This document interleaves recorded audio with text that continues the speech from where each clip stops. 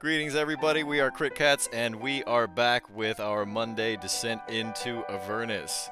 When we last left our heroes, they had just trudged across the Avernan wastelands all the way to Fort Knucklebone. Starting from the middle of the Avernan wastelands under the city of Elturel, they crossed the river Styx, had an encounter with the boatman, and eventually made it all the way to the front of a junkyard, in the midst of which there stood a fortress that looked like a hand crawling out of the ground. They were accosted there by the guardians of the gate, who asked them for a password.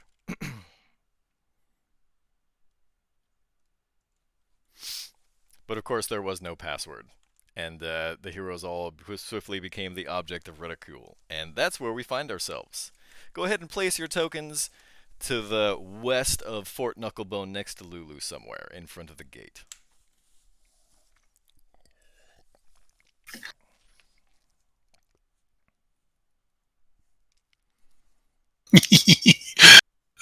Their beards and mustaches, they're wonderful.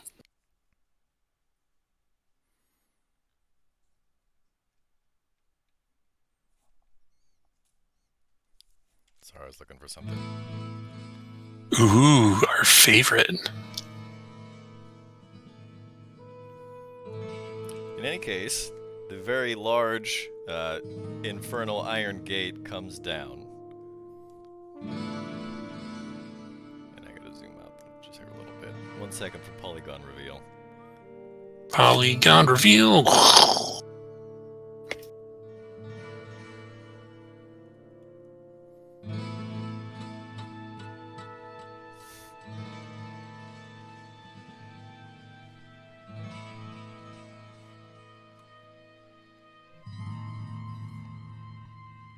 It wants to be difficult.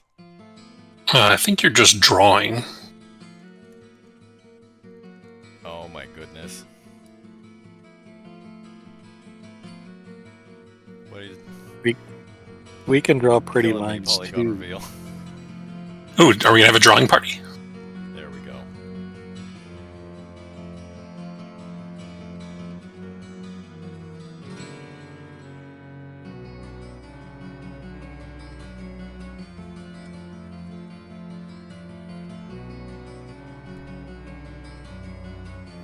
The massive serrated infernal iron gate rumbles and descends into the ground.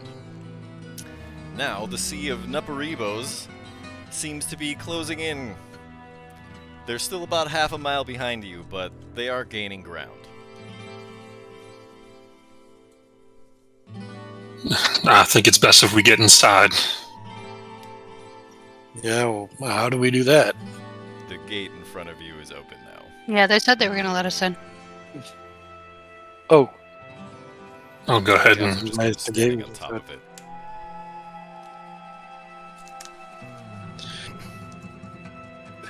Should we wipe our shoes off before coming in, or?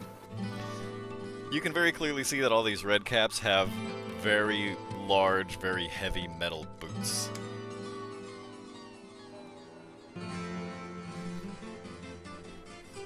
Those are probably really Also, easy it's to very, very wash. dusty and there's bones everywhere. You probably don't want to take your shoes off. Yeah, Vice, I think it's best if you just come on in.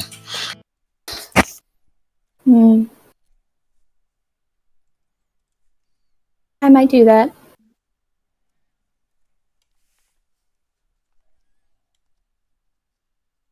Well, do it then.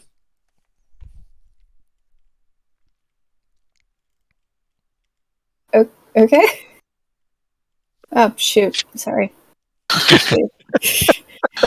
We're all sitting here waiting for you. Sorry. It's been a long day. Lulu, any of the people here look like what you remember? I was just getting to that. But first things first, when Vice walks in, the ground rumbles again as the large serrated spiked iron gate begins to ascend. And for the next minute or two, there's a low rumbling in the background as you converse.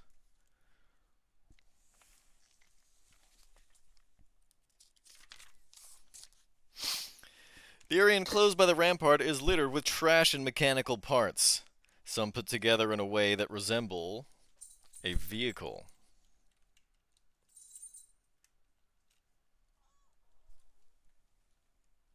Ramshackle structures built from the same junk as the outer wall provide shelter.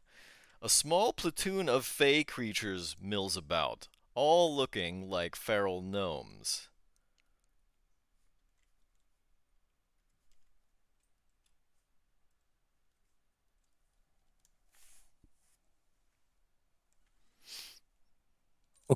Some of them sport tall red caps, some of which drip with a vile ichor.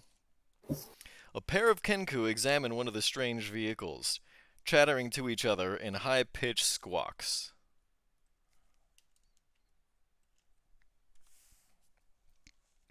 These Kenku carry an assortment of strange tools.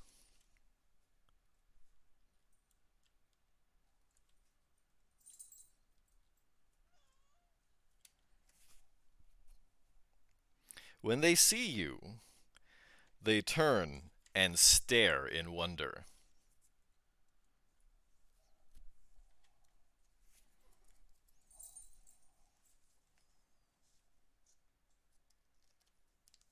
I think those are the bird people.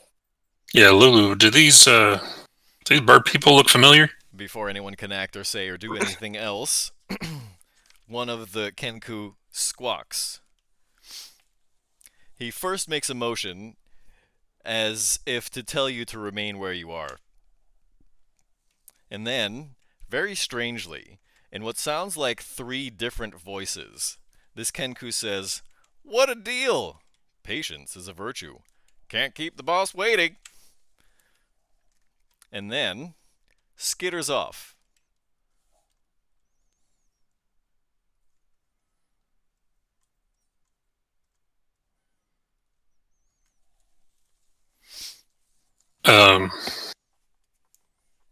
Lulu, was that one of the 2 bird people you were talking about? She just looks at you and nods. All right. I don't know what you guys have, but it seems like we're about to start bargaining. Didn't really go so well with the ferryman, but I don't want to go outside. So, predicament. The rumbling has now died down from the gate.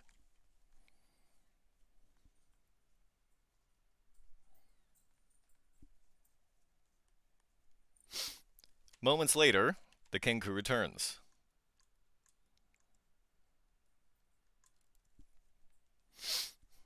Leading a tall creature wearing a long, tattered shift covered in mud, blood, mold, and worse.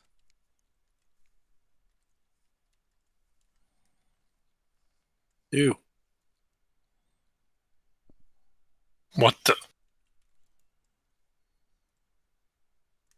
Really rude. That's just a person leading a monster. The hag's eyes seem to move independently of each other as she approaches, her straggly brown hair hanging in front of them. Resting on each shoulder are red-eyed ravens that scrutinize you, seemingly with a gaze that pierces into your soul. Behind her, a hulking creature built of disparate fiendish parts trudges, moaning and hopping as it walks. Both of the hag's eyes focus keenly on your group, and on Lulu specifically. "My goodness," the hag croaks, spittle dribbling from her mouth. "Where did you find such a treasure?"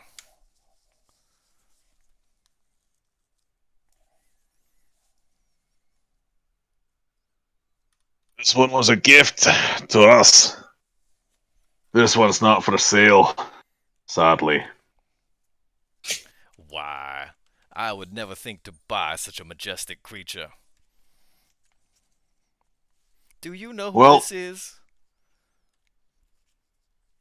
Well, she's turned into a good friend of ours, a traveler. She's so much more than that. Lulu looks up and says, "I am?" To which the hag replies, "Oh, so much more, little one. Come, come. Come to my parlor and have some tea with me, won't you?" Alright. Why not? Probably gonna taste like crap. A quick question. Yes. Do you have apple juice? Well, now that you mention it. Hold on. Reveal is being difficult again. Reveal the apple juice.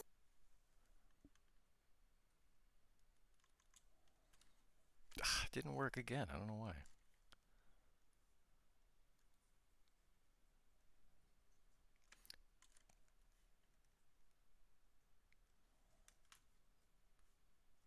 We can see everything now. Okay, thankfully.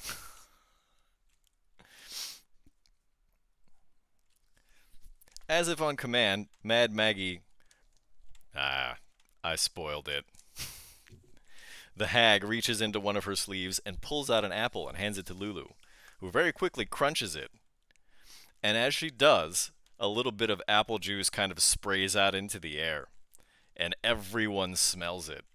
Because for the first time since you come to Avernus, you smell something that doesn't smell gross and foul. Everyone roll me a Constitution saving throw, please. You all get plus 3 to it.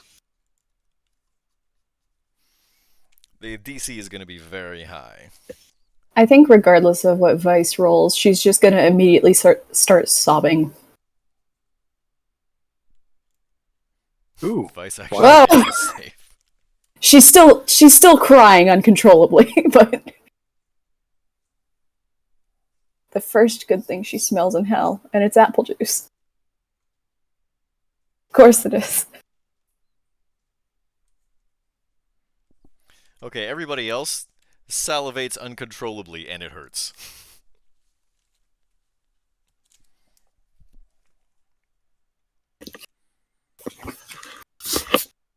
Frankie with a +3 doesn't succeed. Nope. Well, no, He my doesn't oh, get wait. +3. He gives us No, all that's +3. right. my +3 is already factored in. It's a +6.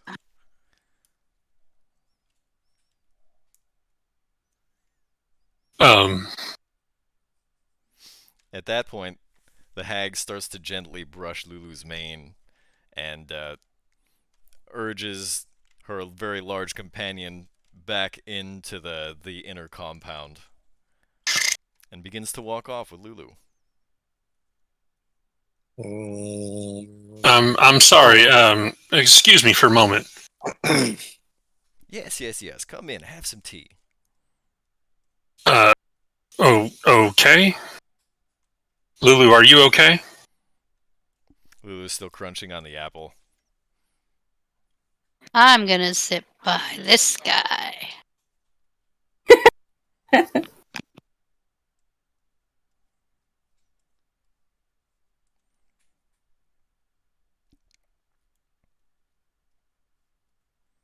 How about an ale? You got that? I'm sorry. I have no use for alcohol here. You see, it doesn't work on the red caps.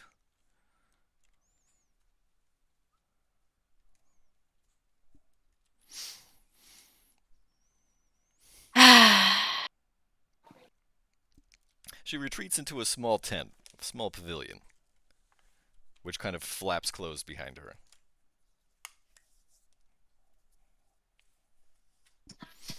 What Ned, brings you you here? walk in first, and when you walk into what is very clearly this hag's office, you see a bunch of relics. She's obviously not of this world because of the very strange things that she keeps. But very prominently, against the back wall of this little office is a tapestry on which there is a very powerful looking angel warrior and a giant golden mastodon. Ooh. That's a that's a cool looking it's a neat picture. What is it? Do you know where you are, sonny boy? I know where I've been told I was. Do you know who rules here? I don't. Doesn't look like anybody. It's all just a bunch of fighting and chaos. Oh, but who's leading the fighting? You know why this place isn't completely overrun by demons? Wait, I know this. It's because of the fighting. That's right. Do you understand what sort of warrior you have to be in order to carry on that kind of fight? Uh, wait. You're I wrong. know this one too. I know this one too. Ned thinks about it. I feel like Ned's Uh, been in there a little too long without some supervision. you gotta be. You gotta be a devil type warrior, because you don't really die. You just keep coming back. That's Did I get it actually right? not perfectly true. Now, lower level devils like the little nothings, the mains and dretches that come out of the abyss, or here we call them lemurs, you see. If a lemur dies in the hells, they just crawl out of the river Styx a few days later. But a more powerful one, if they die on their home plane, they are gone. Huh. Which is why the demons have no problem invading here, you see. If they're off their home plane, they just respawn in the abyss. Which is why every so often the forces of Avernus push their ways up the river Styx into the abyss. This has gone on for a very long, long time.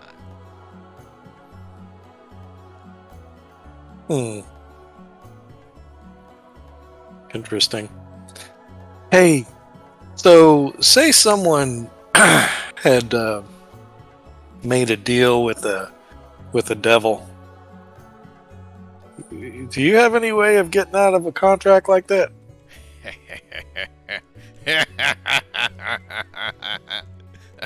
Oh, you're serious? At that point, she sits down and turns on a little a little burner, and puts a kettle on it. Well, figured you might. You seem to know a lot about this place. Just trying. There is no way to remove yourself from a contract. This is Avernus. Well, I don't know if your barbarian friend is going to join us or not, but if she chooses to remain outside, then I'll only pour 4 cups of tea. My friends, Did I hear that? yeah, you're not far. I want tea. Well, 5 it is then. And as she starts to set cups up on a little silver service, she says, "Friends, my name is Mad Maggie. Although, I never stay mad at anybody for too long. I am the leader of the Knucklebones gang. All the red caps and mad caps and imps and kenku and all the other misfits that live here, they're all part of my gang."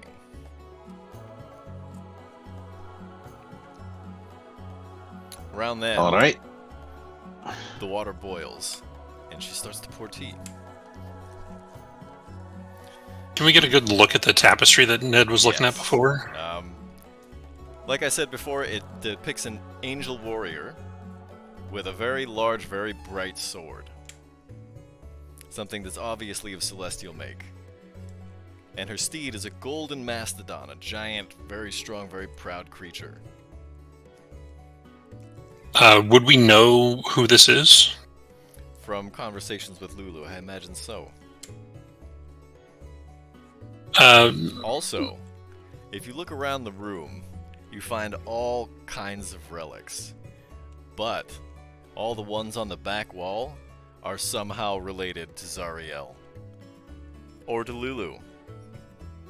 There's a small braid of golden mane hair. There's little bits of stone. Mad Maggie, this tapestry here, is this who I think it is? Do you know who that is, child? If my memory serves me correctly, this does appear to be the Zariel. Is that correct? Archduke of Avernus, yes. Understood. Why do you have so many artifacts and relics related to Zariel? I love her story. Much more so than any story I've ever heard in my entire existence. Huh. Now, we, my kind, you see, we really appreciate a true fall from grace kind of story, but this one takes the cake. Would we know the backstory of Zariel, or? I mean, you heard part of it, right? Ray had told you some, Right. and then some more was discovered in Elturel. Okay. I do understand that. It may be news to you that she's Archduke of Avernus, however. You did mention that she is the Archduke of Avernus. That's a bit of new information for me. Who do you think leads Avernus's legions against the demon horde? I hadn't really thought of that. You see, our friend Lulu here was with Zariel. We're trying to figure out what had happened. I know that she had plunged her sword into the ground to create this magical fortress at one point, but Lulu had been rescued, I believe, by those two Kenku friends out there. At the mention of that, Mad Maggie reaches over to one of the bits of stone. It's a small piece of alabaster, and she starts to just kind of rub it gently. Ah, yes, the Alabaster Palace. I'm sorry, the Alabaster Palace? Yes. The fortress that rose up around Zariel's sword. Is there something special about this? Have you ever heard of a fortress being raised up out of the ground in the middle of hell to protect a sword? I'd say that fortress is very special. Yeah, I would say out of all of my life, I have not heard a story of such. Was it the sword that created it, or Zariel herself? I'm not sure. Bit of both, perhaps. Maybe Lulu knows that. Lulu, by now, has just kind of flitted down onto one of the large cushions in this office. And her ears slump at being asked this question. And she says, I can't remember. I'm gonna lean forward and look at Mad Maggie and say, the Kenku, what was their job here? Why, they work for me. They're my technicians. Technicians They're for also what? two of my best warriors. Technicians for my infernal war machines, of course. They don't call me Mad Maggie because I'm crazy. I'm one of the Avernan Waste Lords. You see, we rule over the plains of Avernus. The flat, bone-covered plains. Warlords like myself. Because the Avernus legions are currently too busy. I just bow my head in respect and take a drink. Did she pour tea? Yes, she poured tea. And, strangely enough, it's not very strong tasting. It's not super pleasant. It's like apple cinnamon tea. But it doesn't taste super gross.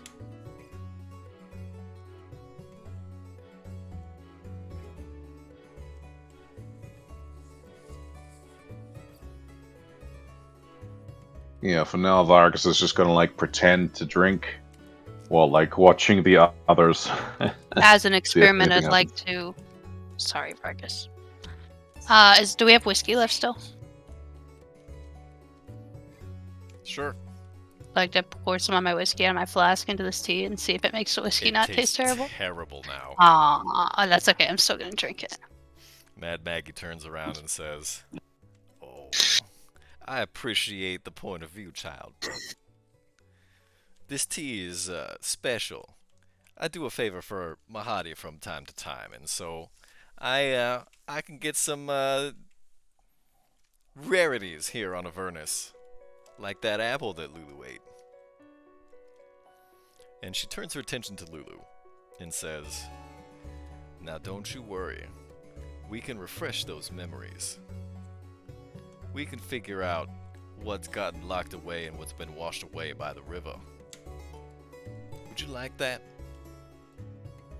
Lulu's eyes and ears perk up, her tail perks up, her wings perk up. Would you all like that if I help to restore Lulu's memories? Please. Free of Thank you, charge, that's- of course. I mean, if that's all you're going to do, I think that would be nice of you. If Really that's what absolutely. Lulu wants. I wouldn't dare ask her anything in return. I'm just happy to be a part of this story. Story. All right.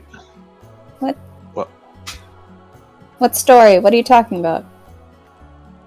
She looks at you incredulously and kind of cranes her head towards the tapestry.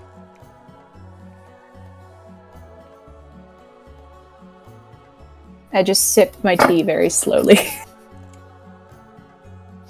Now I'm gonna have to gather some supplies. So it's gonna be a little while before I can perform this ritual to help reawaken Lulu's memories. In the meantime, there's a few things that need fixing around the fort if you don't mind. I mean, in exchange, that does seem like a reasonable request. What did you have in mind? Oh, just go and ask around. I'm sure there's something that you can do for someone around here. The more that you do, the more likely I'll be inclined to reward you in kind. All You right. do well Well, enough, before maybe I'll ask you to become Knucklebones yourselves. before you do go and fetch your necessary equipment, perhaps you could give us a little lay of the land. Maybe give us a few pointers on our time here. And as if to answer that, there was rumbling outside now.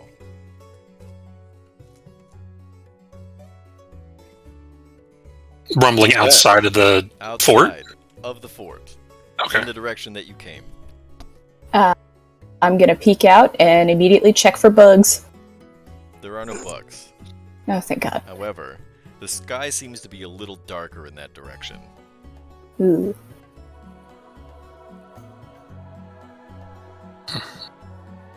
Do we know what's in that cloud? You may have some inkling. Is can it see a approaching behind? It's Rudy? Rudy? Naparibo? Oh, Rudy Giuliani. Yeah. Yeah, it's a huge horde of Naparibos. Gotcha. And they're now finally closing in, now that you've had a few minutes to chat with Mad Maggie. Do you know what to do about that? Do I know what to do about what? I think you got some visitors, I point. Maggie. You can't see them from here because there's a very large wall in between you and them. But listen to it. I think you got something coming out there. Oh, pay them no mind, they can't get in here. The best thing to do, I find, when they come by, is to stand up at the top of that wall and watch. Okay. All right.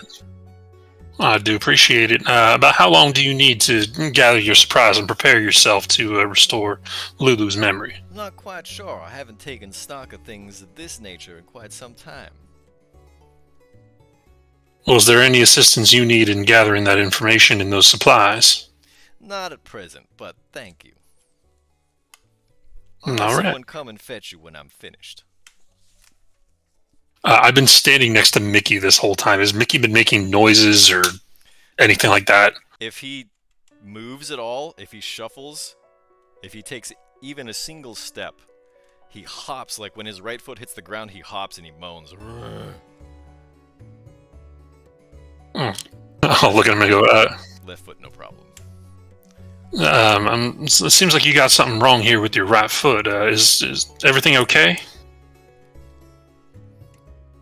The creature just kind of cranes his head at you. I'll approach him and say, I'm just checking a look. I'm not going to hurt you. And I go and I try to look at the bottom of his foot to see if there's anything wrong with it. Roll me an insight check. I'm sorry, roll me a medicine check. This is going to go, and it's an ability check, so disadvantage. Yeah. That's a 5. Mm. You go to pick up his foot, and he has like a knee-jerk reaction, kind of kicks you, and you fall onto your ass. But you Vice, fall right onto the what do you call it? Onto the cushion you were sitting on, right next to your teacup. Vice, might you help me over here for a little bit? I think our friend might have a little bit of something wrong with his foot. Vice, why don't you I'll- roll me an insight first? Okay. Okay, you can't quite tell exactly what's going on until you grab the foot. If you'd like to try and grab Mickey's foot, roll me a medicine check, please. I would like to grab the foot. I would like to help. Do you have training in the medicine skill? I do. Okay. Oh, really? Advice you can roll with advantage. Nice. Okay. Nice. Let's see if I get a 20. No. It was good enough on the Ace. first try. You kind of you grab the Achilles tendon of this creature on its right foot, and you kind of gently lift it up, and with no resistance, his foot comes up, and you can see that there's a bone spike lodged in the arch of its foot, and you just kind of pull on it a little bit, and it falls right out and clatters to the ground. Yeah, that may have been a bit of an issue. The giant creature puts its foot down. It slams because it's very heavy, and it shatters the little bone chunk into shards, into tiny little splinters like dust. Then Mad Maggie turns to look at you from admiring her trinkets, and she says, "Oh, well, that's why Mickey was hopping like that. Looks like you've already proven your worth. Wonder what you'll do over the next hour or so. Please have a look around. Come back if you'd like some more tea." Okay, can I look at the relics? Sure. You find Yeah. lots of infernal relics. Bits and pieces of infernal iron, parts of hellfire weapons, stuff like that. But you find some very curious things in front of the tapestry. Mostly chunks of stone and metal. You're not really sure what they are or what they represent. Maggie, could you possibly explain some of these to me? Mad Maggie says, "Now that would be telling, wouldn't it? I'm sorry, you're gonna have to let me... You're gonna have to allow me to put my full attention into the task at hand, otherwise it'll never get done." Well, in that case, is there anybody that I could ask about these? I mean, you could ask round. Okay. All right. Well, Maggie, appreciate your hospitality. Didn't expect such here. So yes, thank you very much. Oh no, thank you. You have no idea what dreams you just made come true for me. All right. Well, music to my ears. As we leave the room, I'll say, Lulu, why don't you come with us here, and we'll leave Mad Maggie to gather her supplies on her own. No, I'm staying here.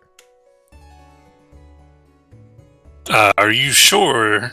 Would you like one of us to keep you company? I mean, you can if you want, but Mad Maggie, I think, has to ask me some questions. I think they're important. Understood. I'll hang out with you, Lulu. I'll chill with you and woefully so in this room full of infernal relics. Right at home. This skull's on fire, right? That skull is A on floating, fire. flaming skull. It I is can a walk up glowing, to it and flaming blow on skull. it to see what happens. It is obviously animated. It's like floating around. Yes, As I you know. Go up to blow on it.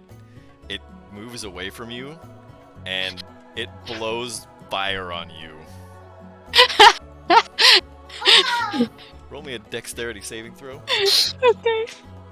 This is the weirdest birthday party ever. 15. You take 1 point of fire damage. Alright. He says, Oh. "That wasn't very nice, now was it? I didn't appreciate when you did it to me." Fair, that's fair. I'm Razi, what's your name? I am Barnabas. Also, Razi, how come it says you have 23 hit points? It's been a rough day for Razi. There we go. It does the same thing with mine. Every time I log back into this, it's like, oh, guess who has 14 hit points? Yeah. I don't know why it does that. What is it that you do here, Barnabas? Oh, well. I'm the master of all things arcane for the Knucklebones gang. Neat. Hey, Vargas. Aye? Guy says he's a arcane master of sorts. Razi, why don't you roll me perception?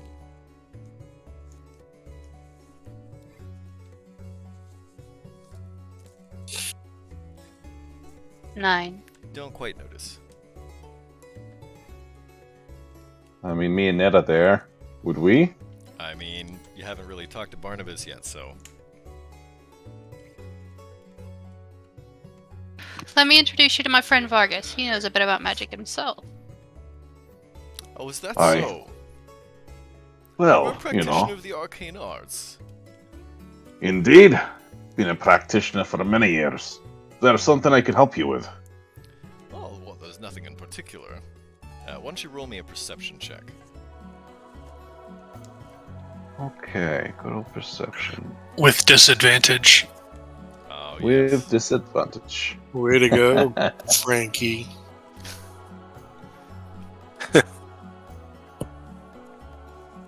Ah, dear. Well, that's a 12. That's actually high enough.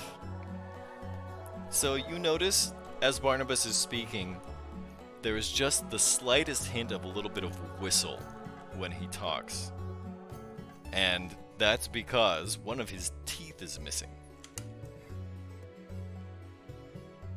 Uh-huh. So, Barnabas, did you perhaps lose a tooth somewhere? Could maybe rig something for you up. Quite good with some stone carving tools. He says, "Why, is it noticeable?" And he kind of buries his face, like in the tank behind him. He like turns away from you. You know, it takes like a little bit of a perceptive person, I suppose, to notice it. But you know, it's nothing too bad. We could fix that up if you'd like.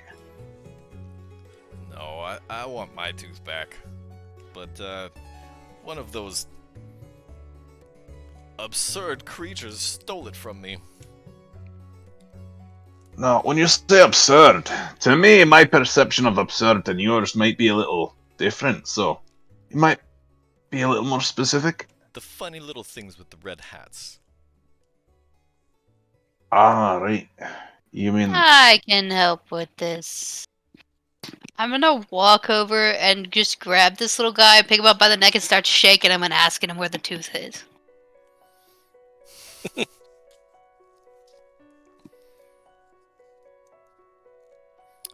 Off-brand Batman. Where's the tooth?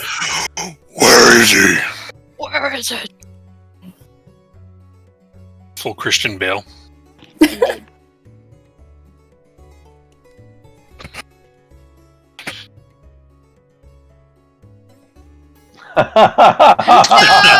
No! the little thing that you picked up. This one doesn't quite look like the ones on the gate. It has this cap that is soaked in this nasty ichor, and as a result, the cap is like slung down over its eyes to where it's had to cut holes in it in order to be able to see. But its facial features are very different. Its skin looks almost scaly. It looks like it has sharp teeth like fangs instead of the teeth that the other red-capped things have. Raze, I need you to roll me initiative. It starts to struggle, and it pulls out a very wicked-looking sickle. I'd like to try to knock the sickle out of its hand. Unarmed Technically, strike? that's a disarm, Okay. and you don't have any abilities that disarm. Okay. Then I guess I will just try to punch it. I'm not trying to kill it. It's a hit. 5 bludgeoning.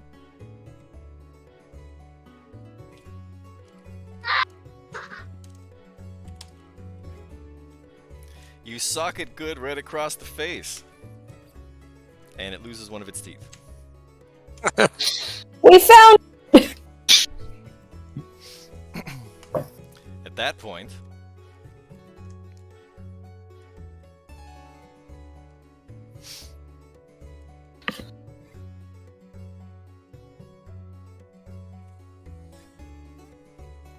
Oh no.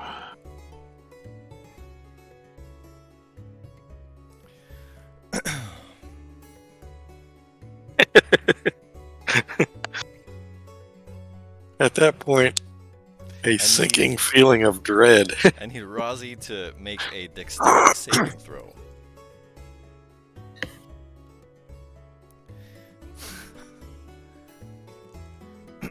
Okay, Razi is knocked prone and takes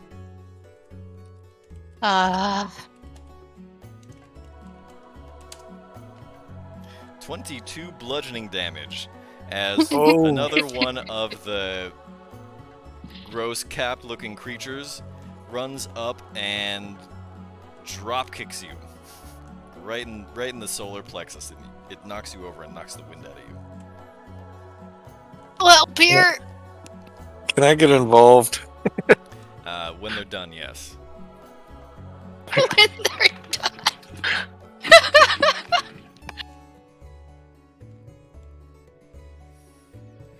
I guess the red caps are all just gonna try and smack you. This madcap is gonna try and remove itself from your grasp, so that'll be a contested strength roll. Athletics, if you have it trained.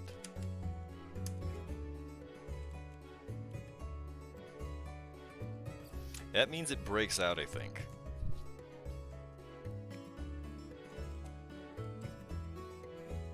Huh? You rolled a 14. Rolled a 13. I rolled a 19. Why would you have advantage on this roll? I don't know, but it gave it to me for some reason. It's when you're raging. Oh, okay. In any case, it breaks out from your grasp. The other two red caps, because you don't have any weapons drawn, I think they're going to try and grapple you.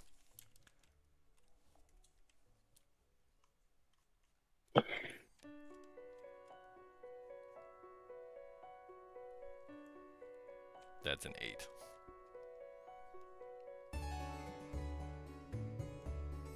You're able to swat one of them aside.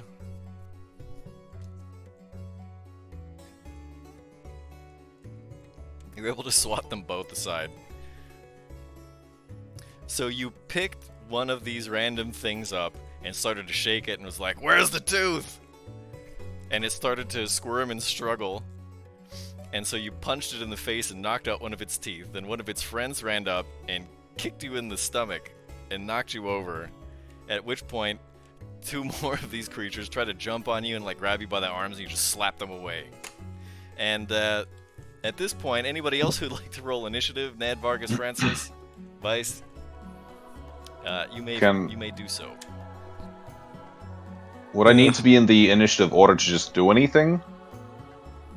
Well, Yeah. what did you plan on doing? Or running over and trying to stop it peacefully? Yeah, that's what I was gonna do. Yeah, on your turn, you can try to do something diplomatic. Alright.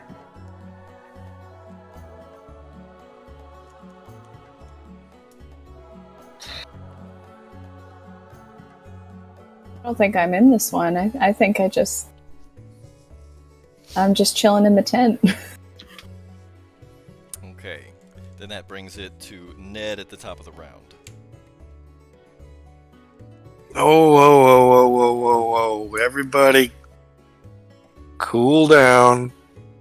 We're trying to help your friend Barnabas over here find his tooth.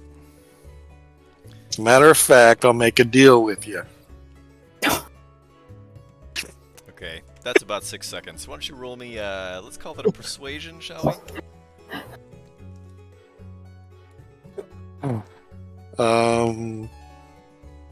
Yes, I'm so good at persuasion. The madcap that Razi grabbed by the lapel and shook spits on the ground and says, "Where's my tooth?" It's right there. On the ground. It looks up at you and says, "Rhetorical." Hey, watch who you're calling rhetorical. Okay, will you be doing anything else in your turn? So the persuasion was my action, right? Correct. Yeah, I'm gonna get big, and I'm gonna say I said, calm down.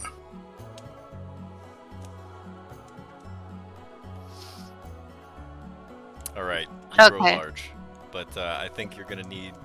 Oh, wait a minute. I may have done that wrong. Who has the higher dexterity score between Ned? He and Razi? does. Okay. Yeah, we've done this before. So since he did that on my turn, I'm just gonna put my hand on my great axe and say, I'm gonna suggest you stop and try to intimidate them into stopping. Like, Okay. Hopefully, my giantness gives a her 9. advantage. Aren't you? Rolled a 9.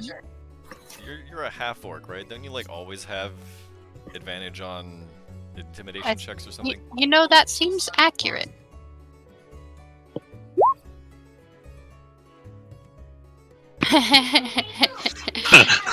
Doesn't matter. Significant difference right there. Big scary orc. Grr. I like the old days when Actually, you intimidation have was. proficiency in intimidation. They're shaking in their metal boots. Intimidation used to be modified by strength. Everybody, Mary Mallon redeemed a group hydrate. All right. Or was that last session? No, I think that's this one. Does it matter? That's this one. Thank you. Thank you.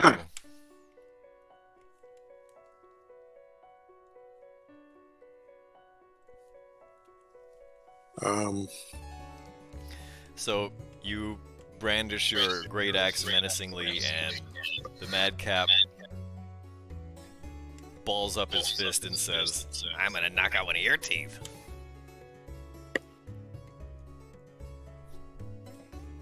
Was that my action? Yes. So, that's it for me. Okay, then that brings it to Vargas. Alright. Persuasion is definitely not my strong suit. Alright, well, here goes nothing. I'm going to yell. Wait, don't. I'll solve this. I'm gonna send Razi a message to play along. I'm gonna touch her on her shoulder and say "sleep" in the message. and then start dragging her back with me. I pretend to fall asleep.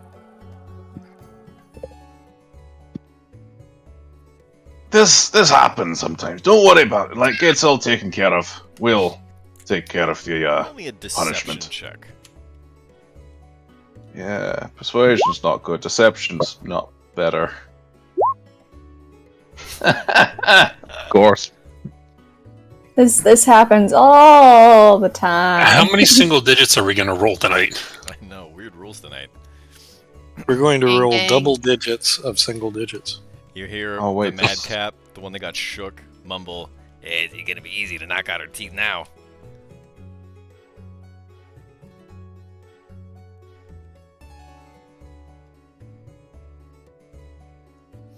And you do get dragged, however. But that brings it to Frankie. Alright, I'm going to run in here. I haven't heard any of that. So I don't know that we're trying to stop. All I heard was Rozzy get gut punched by some steel boots. Oh, it's only... That was like 20-something feet away. That's not that far. Yeah, but I was out here, so I couldn't see what was going on. Oh, I guess I could have heard them. Okay. Yeah. You definitely heard what they said. I'll walk in and I'll go, all right. I think we've had enough of our grandstanding here. All we're looking for is a tooth. Let's just be civil about this, please. The madcap looks up at you and says, "What about my tooth?" Roll me, how about a persuasion, Frankie? With disadvantage, 7. Oh my god. It's been a night.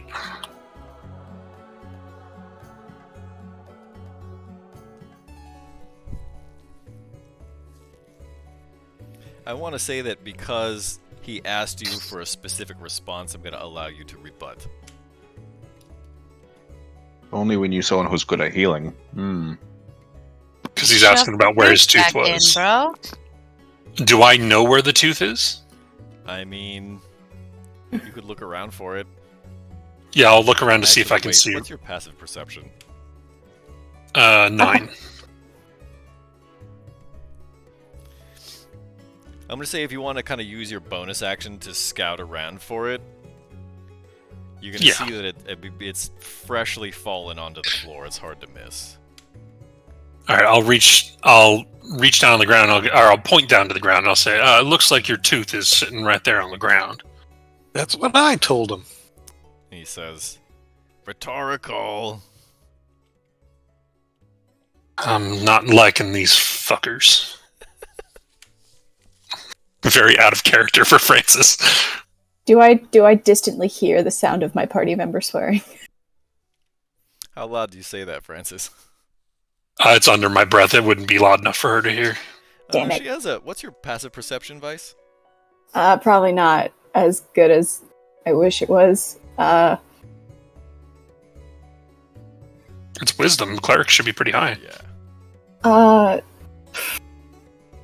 It's only a 13 though. Maybe not. Yeah, because it was under his breath, it's not quite loud enough. Yeah. I'll end my turn there. Oh boy. I wanted to poke my head out of the tent and just say, language! Mm,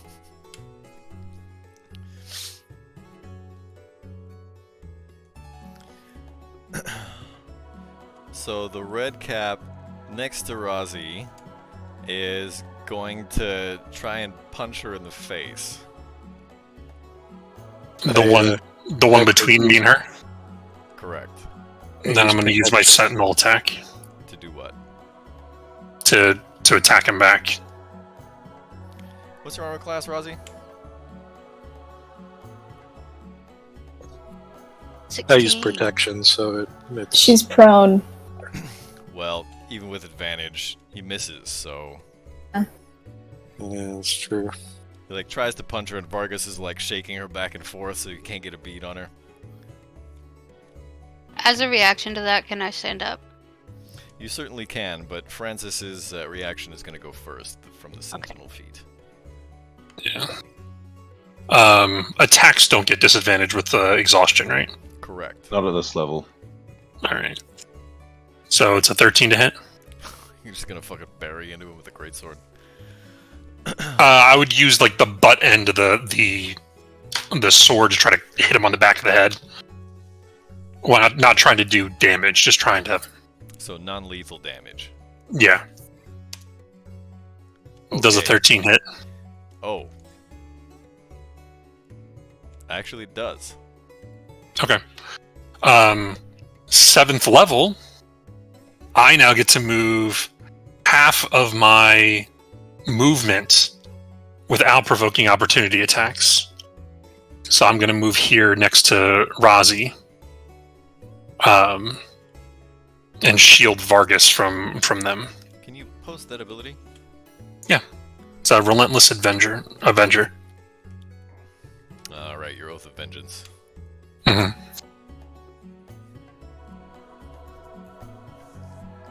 Technically, the sentinel attack is not an opportunity attack. It says it in the sentinel feat. Does it? Pretty sure. It says you can use reaction to make a melee weapon attack. Oh, it's not. Okay.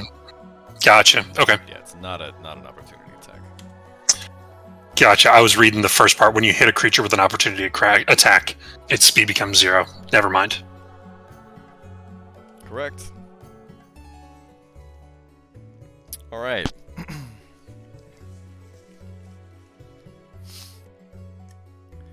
This madcap is going to try and smack Francis. It's the only one with its weapons drawn.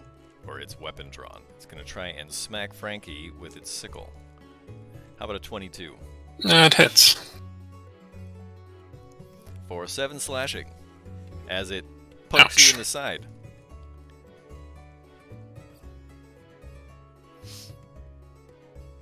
These two are going to try and tackle Ned. Actually, yeah, that's right. Jump up and grab his arms. They're gonna grab his legs. Yeah. How about a 21, Ned? That's a tie. 23. Ties go to the defender. Well, actually, I have advantage, but still. Oh, so you win. That's right, you're big now. Okay, the I'm other one big. is also going to try. How about a 20? Oh, I got to do it again. Correct. With advantage again. Oh, and that was straight strength, so I... Let me do it with athletics this time.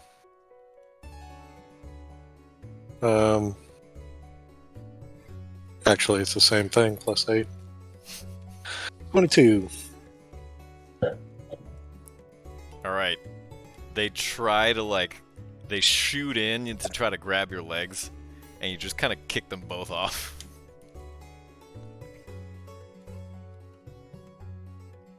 I said, Does that chill mean they're out. both prone now? I'm sorry, what? Does that mean they're both prone now? No. They just got shoved off.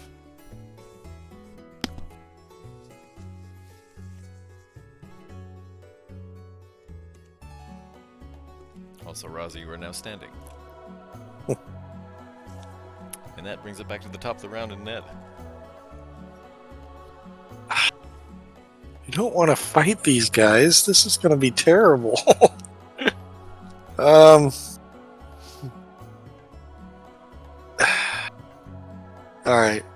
I'm going to...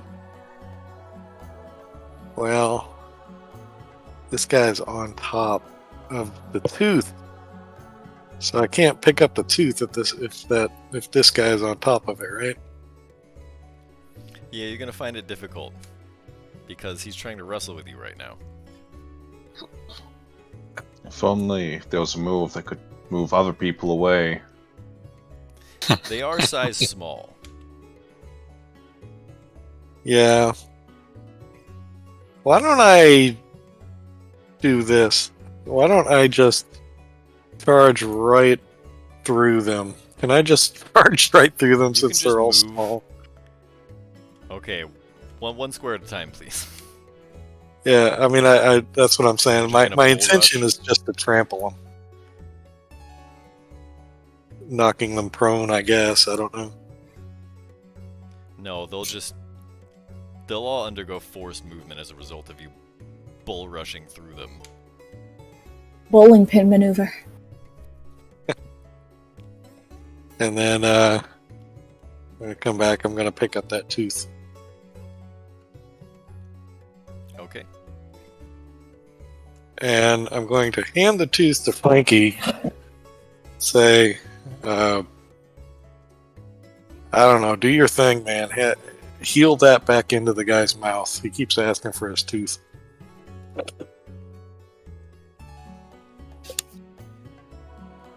I think it was rhetorical, Ned. We gotta stop It'll this go fight. back in. Will you be doing anything else on your turn, Ned? I'm gonna stop right there.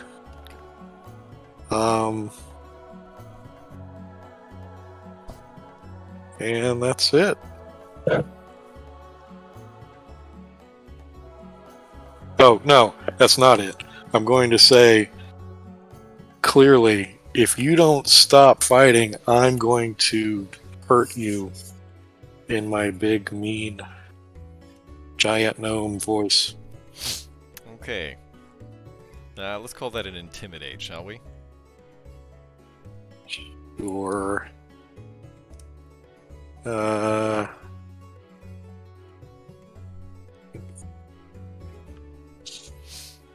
14's not bad for me.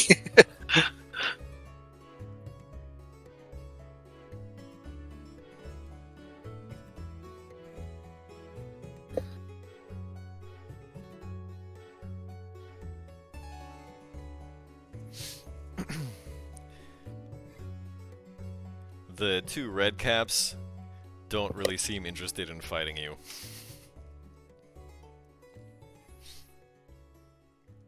The two madcaps are unperturbed. They are mad, I tell you. Maybe just a little. My turn? Yes. Okay. I'm gonna try to grapple this madcap. What do I If roll? you move there, I think you're going to draw attacks of opportunity. That's fine. Okay. I thought you said the red caps weren't gonna fight us. They didn't look like they wanted to fight Ned. They're intimidated from him now. But they're definitely going to try and grab you. Need strength athletics or dexterity acrobatics. Your choice. The numbers to beat are 14 and 19. Okay. One of them grabs you. I'm like here. I'd say probably you'd make it to here. And the other one Okay. is going to grab you, the one on the right. Then I need to use my action to break his grapple? Depends Or what is you're that a trying to bonus action? You can still attack when you're grappled. do. That is true. I'm just gonna try to grapple the madcap still, I guess. That's hilarious. Let's form a chain.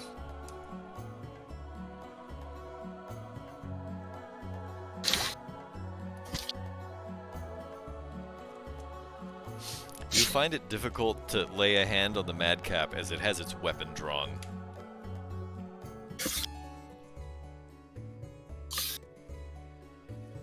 Okay, that's my turn. You get two, don't you? I mean, get to you do have attack. 2 attacks. Okay, Grapple Ah. so counts as a special attack action. So you can Okay, make 2 of them. I see. okay, I'm gonna try again then. Okay.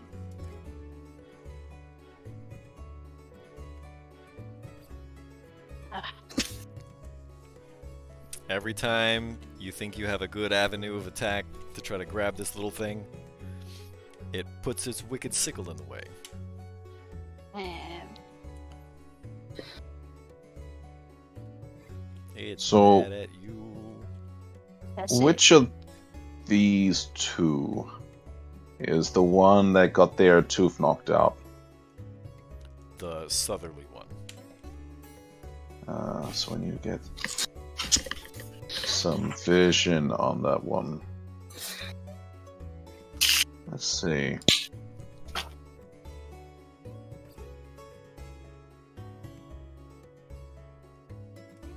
One combat Yeah, encounter I'm where gonna we're move not murder hobos. Yeah. over to here. Enough, it's the one that I'm not in. I'm going to use suggestion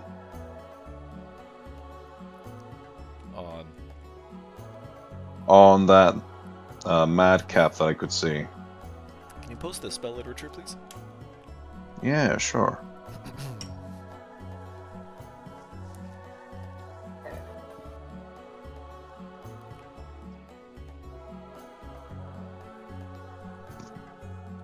Why don't you just let us put your tooth back in and heal you up? We'll just call this whole thing square, eh?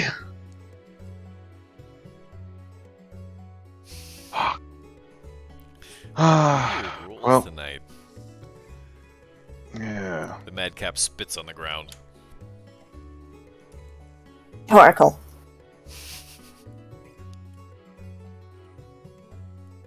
I'll just think it over before me friends here destroy you. Onto you, Francis. So I have the tooth that Ned handed to me. Do I see in its mouth where the tooth was missing? Yes, yes you do. It is bleeding. Alright. Sheath the sword. I'm going to grab him by the eyeballs and yank the top part of his head open, jam the tooth in there, and pump in 2 lay-on hands to heal some hit points and hopefully fuse it into his mouth. Okay, let's call that a grapple, Shoot shall we? the tooth. A grapple? Okay.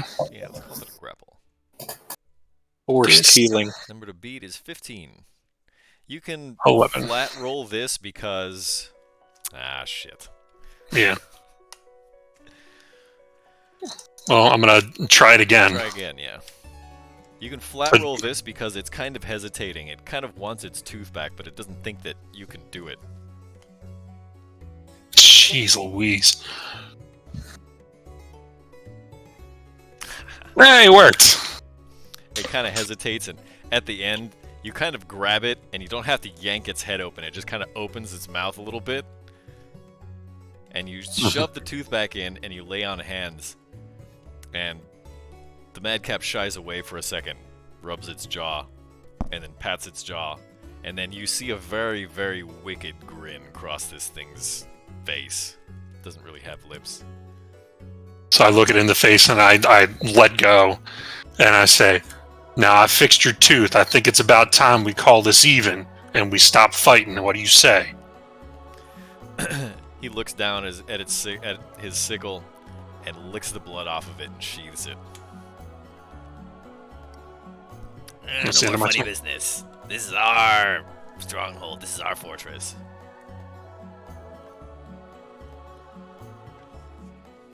End of my turn. The other madcap echoes the cry. Yeah, this is our fortress. The 2 red caps go, yeah, we're Knucklebones.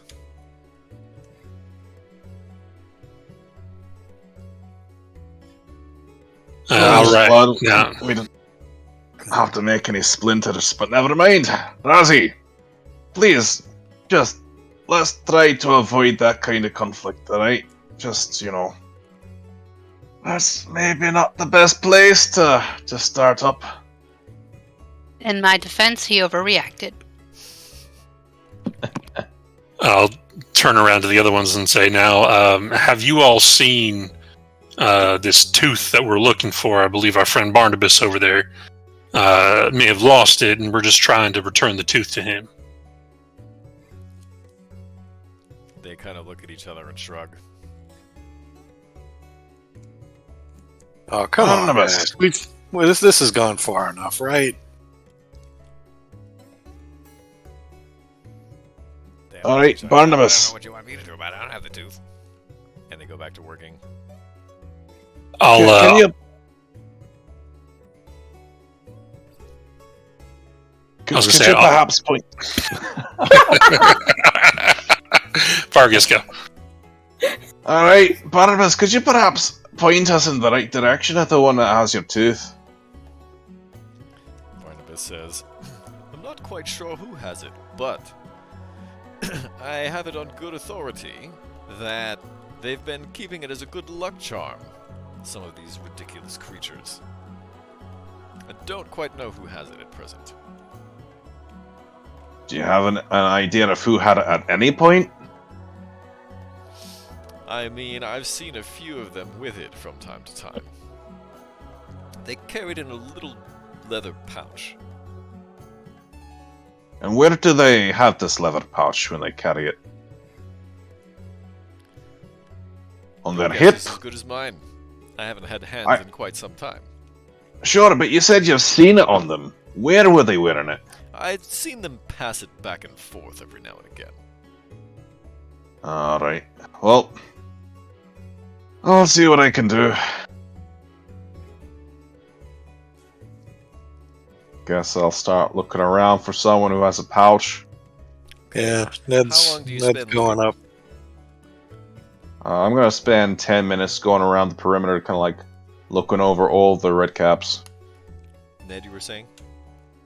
Yeah, that's kind of what I was doing. I was going up to this group and looking for a pouch. How long are you going to spend looking? Just this group, or? Well, no, I mean, I don't know, 10, 15 How long does minutes. the large size last? 60 seconds?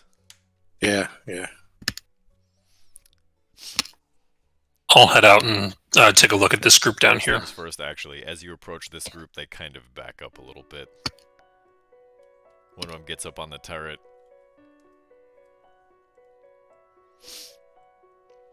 No, Frankie, no what you were saying? worries.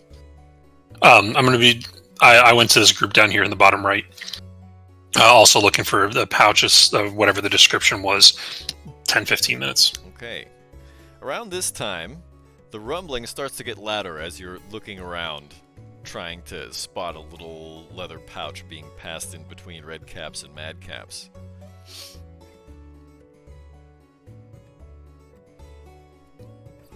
And as the rumbling gets louder, you hear cackles from up on top of the gate.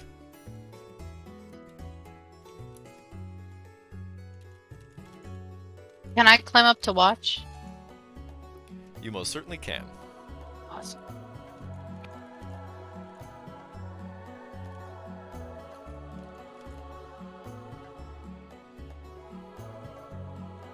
Oh, it's on the left side. Gotcha.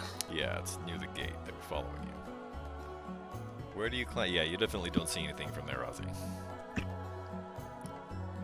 There's a large knucklebone shaped.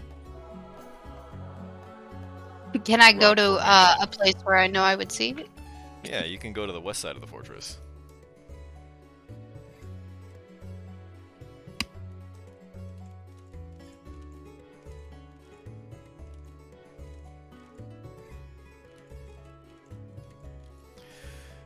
As the horde of Nuparibos approaches, they start to smush themselves into the spines and serrations that make up the wall and the gate. And as this huge horde continues to press and press and press these creatures up against the wall, they begin to get crushed by their own weight.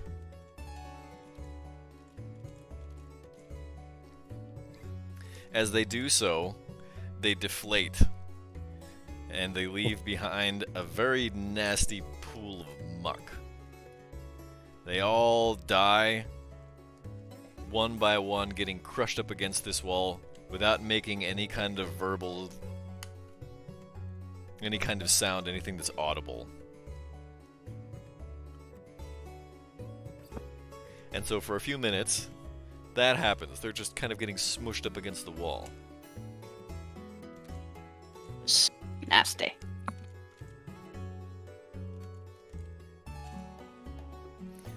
That goes on for a couple of minutes until eventually this tremendous horde of Naparibos, this nasty, black cloud-ridden mass of filthy, disgusting creatures. Eventually, they start to thin out.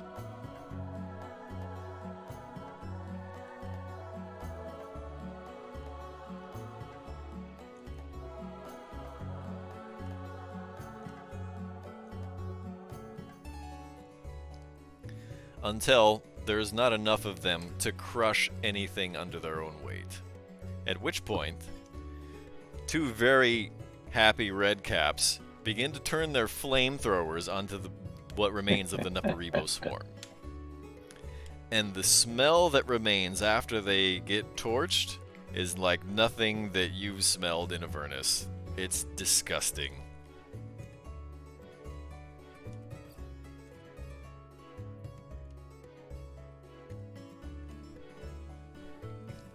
At that point, I need Vargas, Francis, and Ned to roll me perception checks, please. Disadvantage. Oh yeah, that's the thing. Why do we have disadvantage? Exhaustion. Only Francis and Vargas do. Oh. Ned, however, you see... where are you? You're down... Top Oh, middle. that's right, you're up there. I'm up. You see over here, this madcap passes a very small leather pouch to this redcap. Aha! You're normal size now. Alright. I'm going to approach that red cap and say, hey, buddy, how much for that pouch with the tooth in it? The redcap says, I don't know what you're talking about. Come on. I saw you get the pouch. How much? How much what? I'm offering to buy the pouch from you. Buy with what? What do you want? You got soul coins? I don't even know what that is. Then, I'm sorry, but no deal. And the redcap starts to walk off. Whoa, whoa, whoa, whoa, whoa, hold on there, buddy.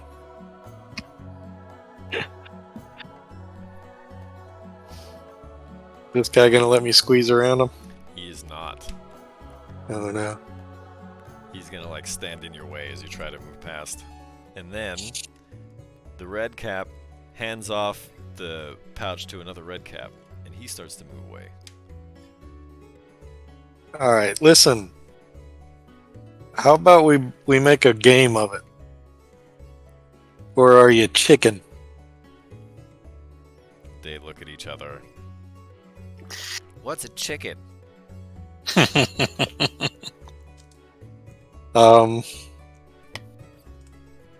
What are those things called? The Ned wouldn't know about those.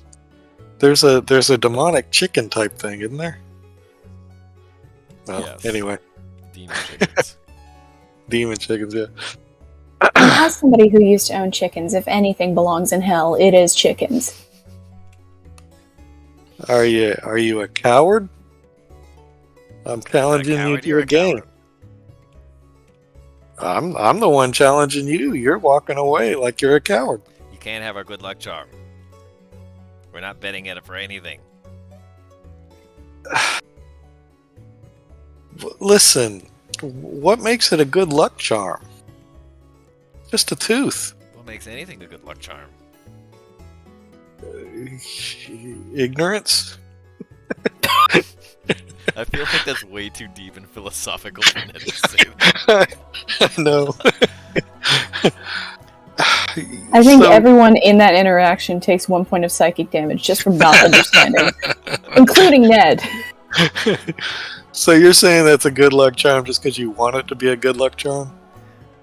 It's a good luck There's charm. a floating skull over there that whistles when he talks because you took his When you say tooth. that, all of the red caps and the mad caps over there in that group just kind of chuckle under their breath. Yeah. Well, guess what?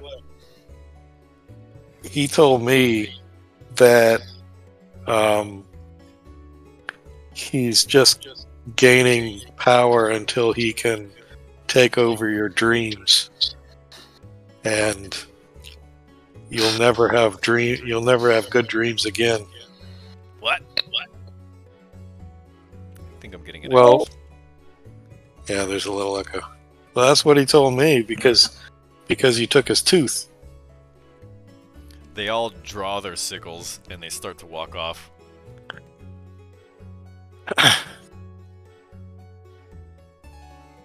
Okay. I've I think I did something bad. So I'm going to run. Gonna run back. Guys, get to Barnabas quick. Guys, Ned, what did you do? I kind of told them that Barnabas was gonna like curse their dreams if they didn't give the tooth back, and they took offense. Wait. I think there's been a misunderstanding. It's only the person who holds the tooth who's cursed. What? The curse is real? We can't hear you. You're not producing noise. What? The curse is real? Aye, just the holder of the tooth is the one who's cursed. So whoever holds it, aye, good luck having good dreams. Or, perhaps, you could just give it back. No more bad dreams for the holder. Why don't you roll a persuasion, Vargas? Oh, why? Did it have to be Or persuasion? actually, either that or a deception, your choice. I mean, they're both -1, and it's still a disadvantage, so... Disadvantage. Ooh, 14's not bad. Let's see.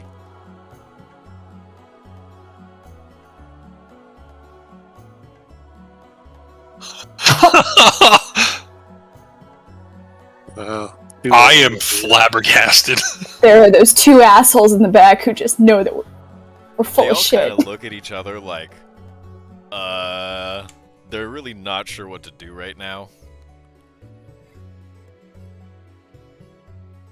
Well, just give the tooth back. Then you won't have to worry about it. No, it's our good luck charm. What if we give you a different good luck charm? What'd you have in mind? I have a better tooth.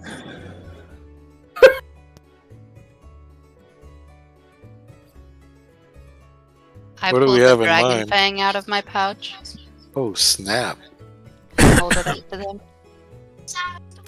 That's a plot point for later, so please don't give that tooth away. I do not do that. I retract my statement. None of that happened. That may I be part of dubiously Ozzy's character arc retcon. that I have planned, so please don't get rid of the dragon's tooth. Bet. That time you're making a road trip and you left your wallet halfway closer towards home.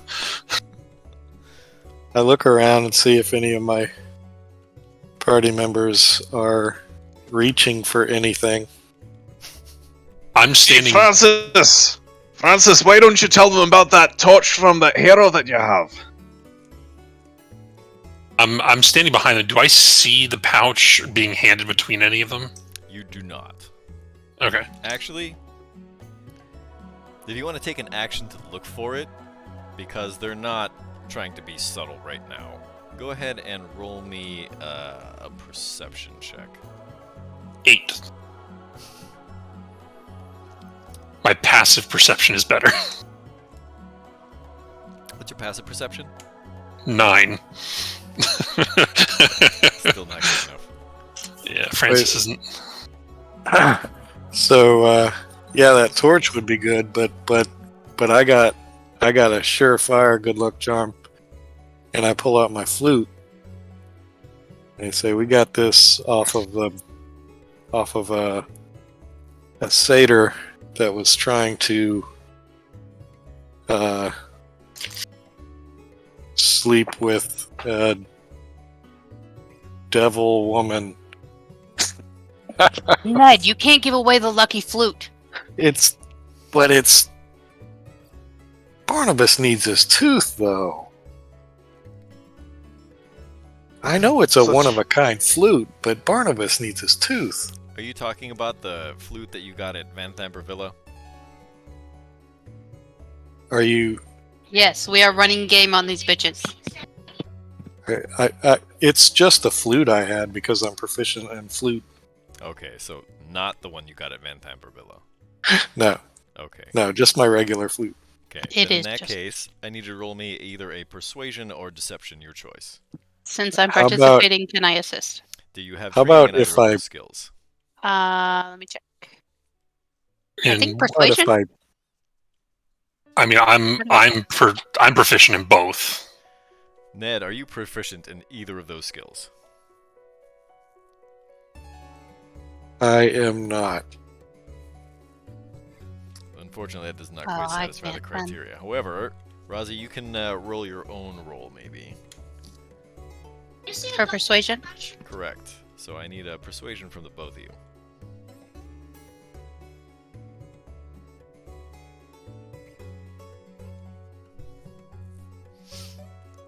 You've only got to beat 2.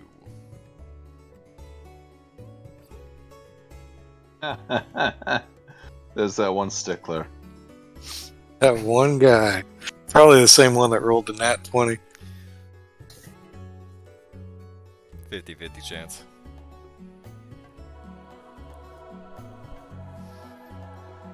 There's essentially one madcap left, and you can see now this one's holding the bag.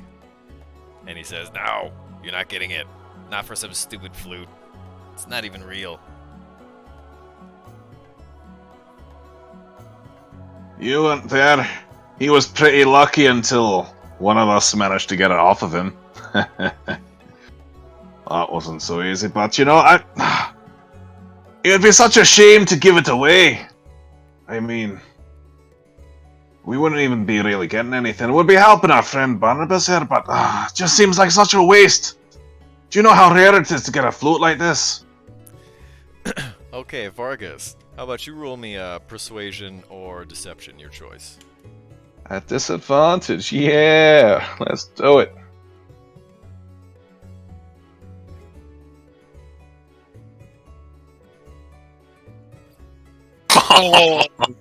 Jeez. Look, you got everybody here thinks this flute is lucky, except for you. Why don't we prove it? Why don't we prove that this is a lucky flute? How are you going to do that? So you think that tooth is lucky, and I think this flute is lucky. So we'll just exchange blows. The first one that hits the other one has the lucky item.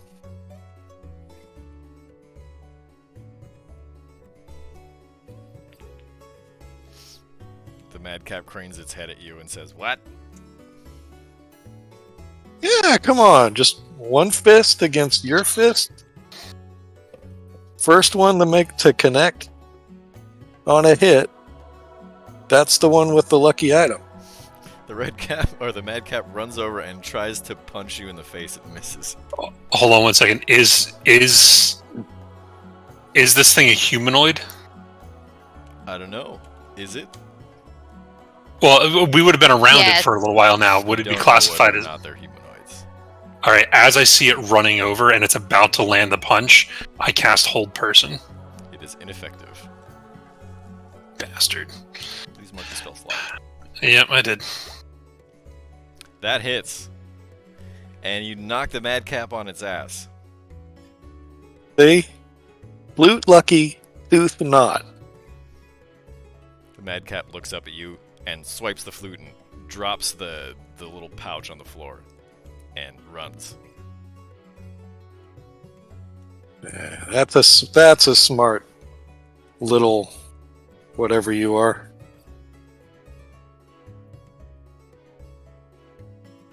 I pick up the tooth and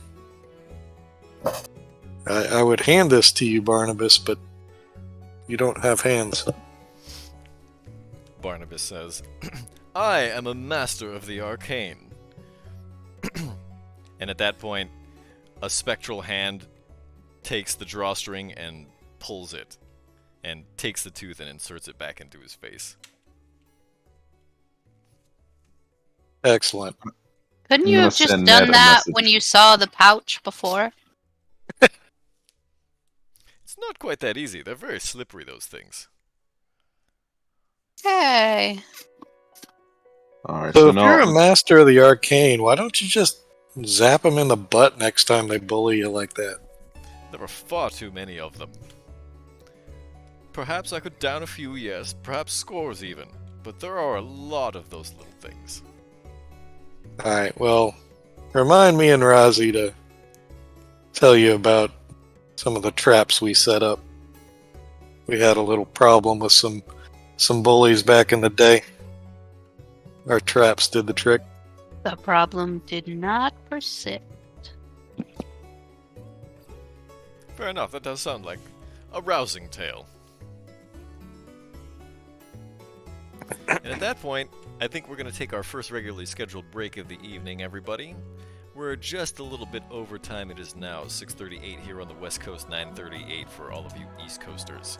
We'll be back in 10.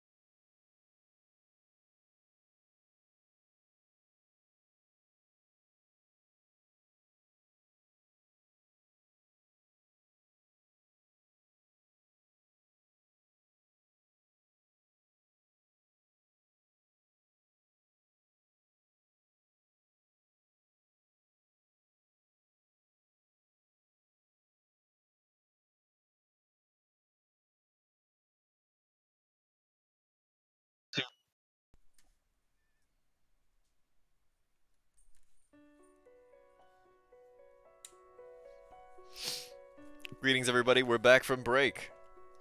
And the party has just recovered Barnabas' tooth.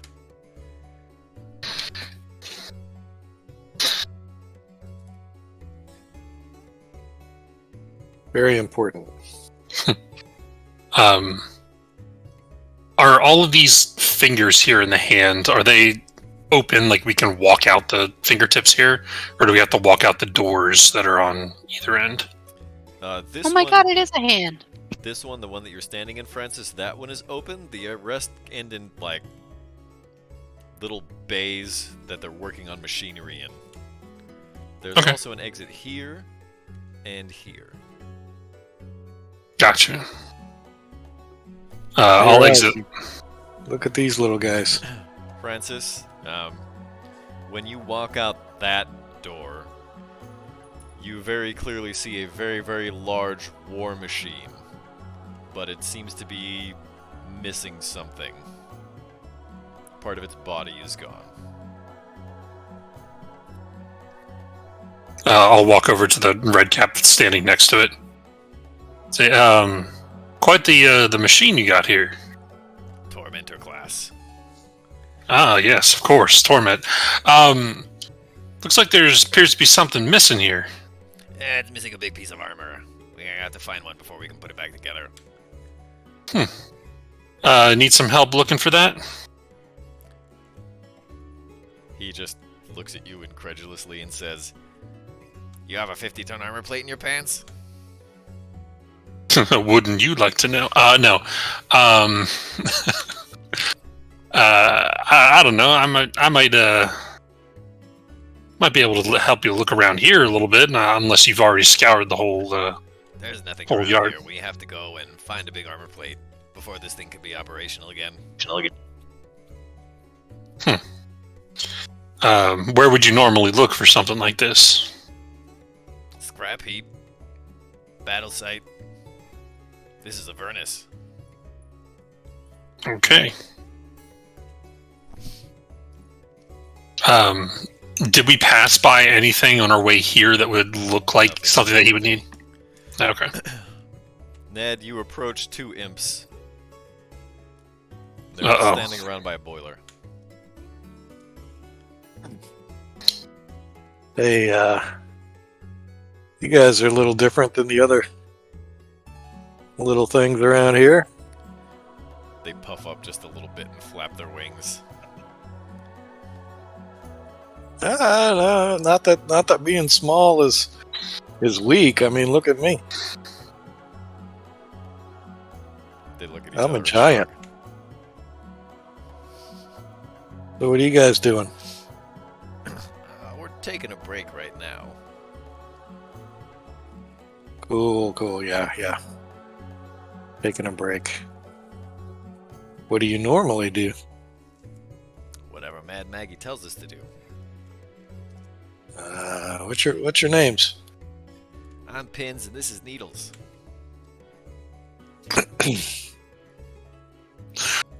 Really? Pins and needles, huh? What's your name?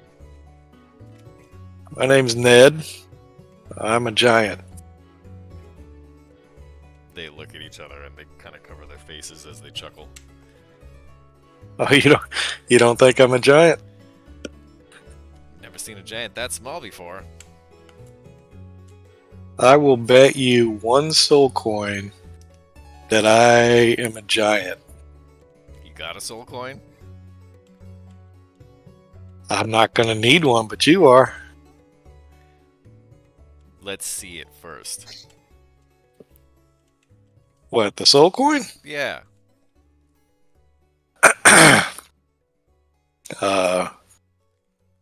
One of my compatriots is holding it. I don't have it on me right this second, but I'm good for it. Money The up question front is, or do no you- bet. Do you have a soul coin? They look at each other and shrug. You don't know. So you don't have a soul coin. Why are you asking if I have a soul coin when you don't have a soul coin? Why are you asking us if we have a soul coin when you don't have a soul coin? Why are you betting a soul coin? Because I wanted one of your soul coins. That's why. And I wanted to prove that I'm a giant.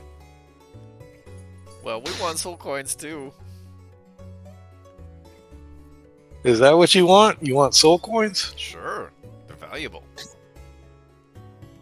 What do you do with soul coins? I'm new here. I don't know about these things. They look at each other somewhat incredulously, and they look at you and say, "They power the war machines." That's all they do? Oh no, they do a lot more than that. Hmm. You can siphon the life force from them. Life and life force from them. That sounds handy. Like if you're hurt, is that what you mean? And they'll heal you? Sort of. Huh.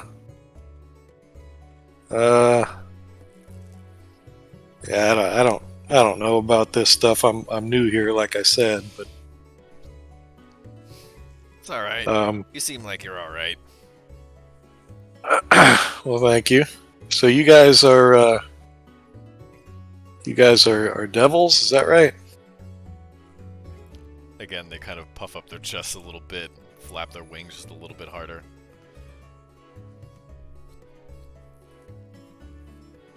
Yeah, well, that's good. I made a deal with somebody like you once, and I don't know. I'm starting to think maybe I shouldn't have done that. Is that where you got that flail? Pretty cool flail, right? What'd you lose for it? Oh, just my immortal soul. And they look at each other, and they put their hands over their faces again, and they just start to belly laugh. They fall out of the air and start rolling on the ground. Yeah. I can't say much because the guy that currently owns my contract is in this shield. They look at the shield, and they look at you, and they start laughing even harder. What's that? What's that all about? Why are you laughing harder?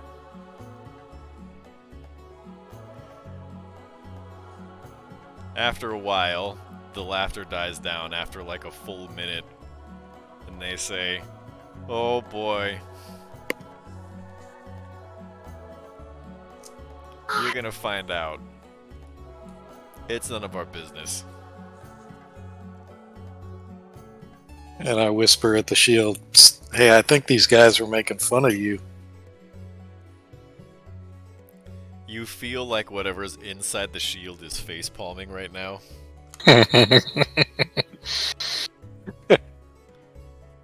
Alright, well, if you guys don't need anything, Well, I guess so. I mean, there is one thing you could help us out with.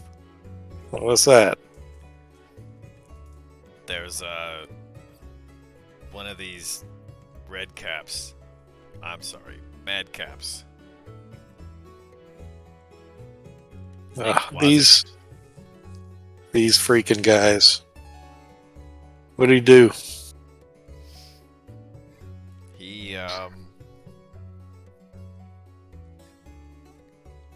He's planning to kill Lulu. I'm sorry. Kill Lulu? You better take care of him first. Say what now? They Yeah, want how to do kill you know Lulu. he's- He wants to kill Lulu? He said it. The other How- one says, how- yeah, he said it. Why would he want to do that? I don't know. Maybe Holophant blood is valuable. Maybe he just delights in suffering. Those things are crazy. Yeah, but what's Maybe her name? he's jealous that the boss wants nothing more than to be a part of Lulu's life. She's got everything but a Lulu-shaped backpack. It seems far-fetched that one of these creatures would want to have Lulu dead. Are you sure about that? Positive. Insight check. Roll for it. With disadvantage. 2. Seems legit. Mad Maggie would definitely kill him if he did something like that. Can I roll insights Sure. check too? You can very clearly tell that they are lying. So what's the beef you got against this madcap for real? Because you're lying to me. We played a prank on him. There's a lot of pranks that go on around here, Obviously, yeah. and we're afraid he wants to kill us. How about we just go and have a talk with him? Would that help you guys out? Well, we'll have a talk with him. We'll convince him that. What prank did you play on him, by the way?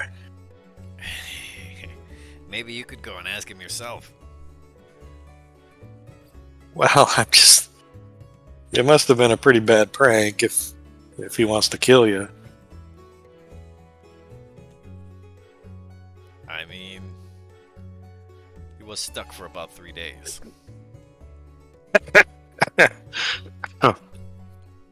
Okay. So which one of these madcaps is this again? Now an old friend. Oh, no, that's the same one. Not the one who got Rhetorical. knocked out. The other one. It's not rhetorical. Okay. Not rhetorical? Not quite. Almost rhetorical. Borderline rhetorical.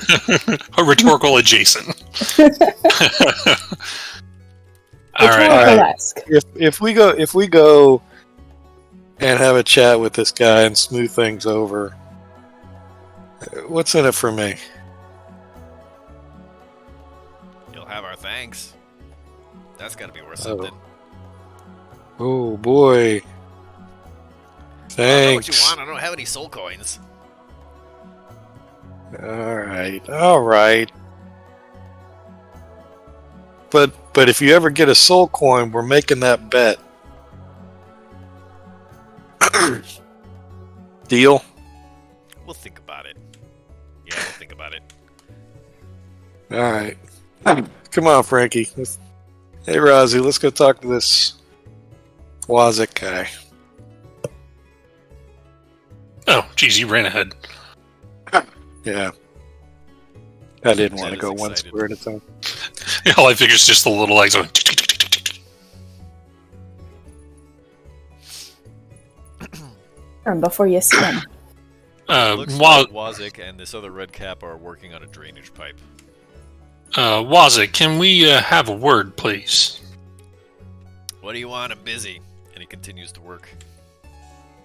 I'll put my hand on whatever tool he's using, and I'll say, I believe that this might be a little more important than the work you are working on right now. You don't know Mad Maggie. If I don't reach my work quota, I'm not gonna live to see tomorrow. Now please. Let me handle Mad Maggie. Let's have a talk, shall we?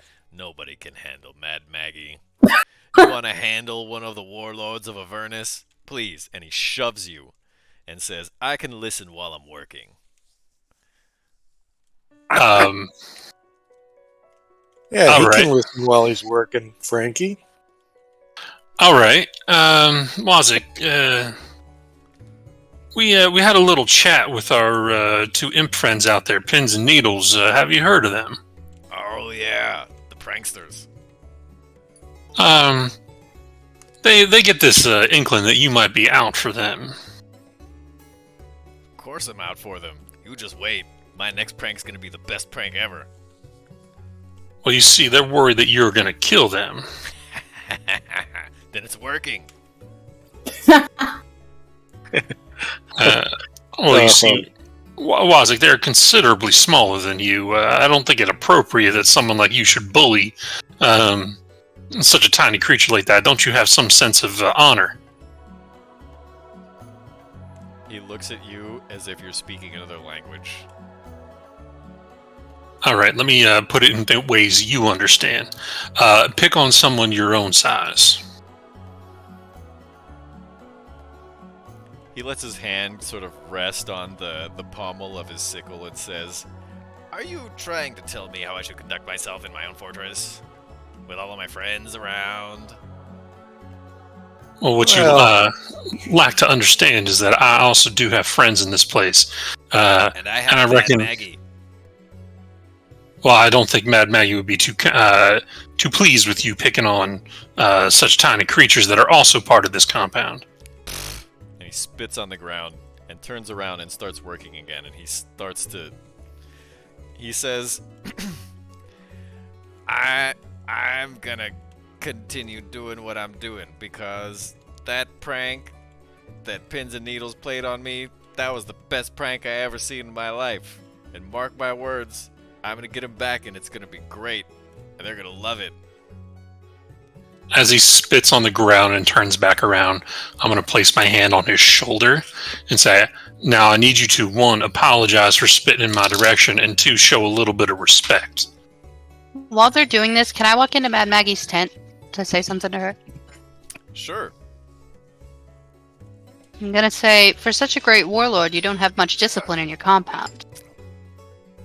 She looks Holy at you cow. and says, "You try bringing a bunch of creatures here from the Feywild and organizing an Avernus war band and see how you do."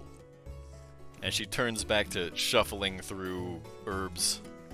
By the way, Vice, this whole time, she's only very occasionally asked a couple of things of Lulu, like, are you allergic to this? Are you allergic to that? Have you gotten a tattoo? Basically, kind of like PTO bake sale kind of questions, Sort of. right? She's obviously Gotcha. mixing some kind of concoction or something. I think at this point, Vice is not even paying attention to what is happening around her. She's just fully invested in the thread count of the tapestry. It's intricately woven, although the lower left-hand corner is burnt out, and there's a stain in the upper right. I'm trying to figure out what the heck that stain is and what the heck burnt out that corner. Sounds about right. Maggie, if you don't get your army under control, they're gonna be losing some caps, I think. I'm not so attached to any particular one of them. I could stand to lose a few. I lose 10-4. some every now and again. And with that, Just I don't walk go out of the so in tent. disharmony amongst my troops, you understand? They're sowing it themselves by talking back with us the way they are. We're out here trying to help people, and they're kind of being assholes. So I'm about to solve it with my great axe.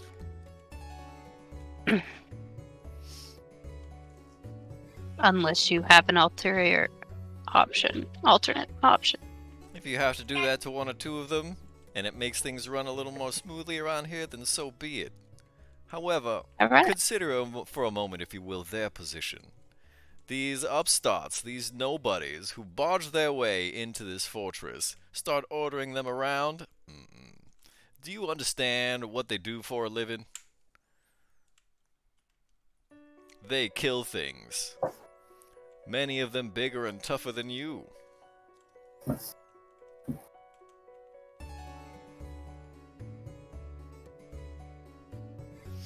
Like I said, I'm none too particularly attached to any single one of them. But don't go so in disharmony amongst my troops. I hear Too you. many of them, and I will not be pleased. Understood. Oh, I'm gonna walk out Frankie. here and lean in like I'm whispering to Francis, but making sure they can hear me say, Maggie said we could kill one or two of them if we need to. At that point, Wazik, now that this conversation has been going on behind him, now that he's had more of a chance to speak, he starts to tell a story of a prank. He was working on the Tormentor. This thing that's missing the giant armor plate.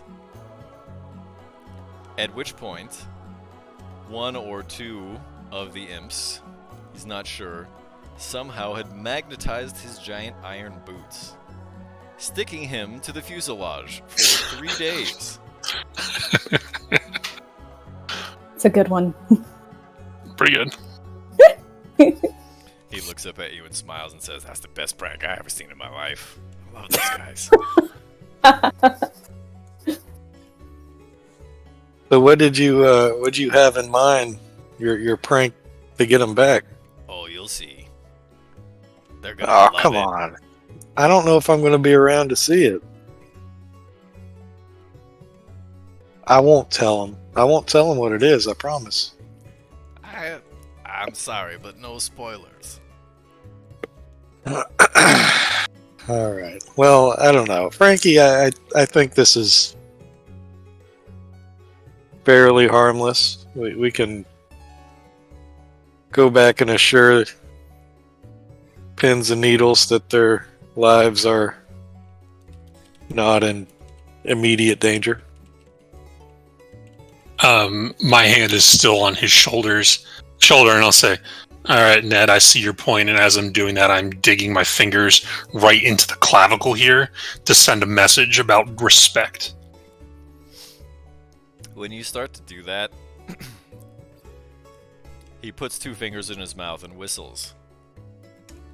And at that point, some of the other red caps and mad caps close in, and they have weapons drawn.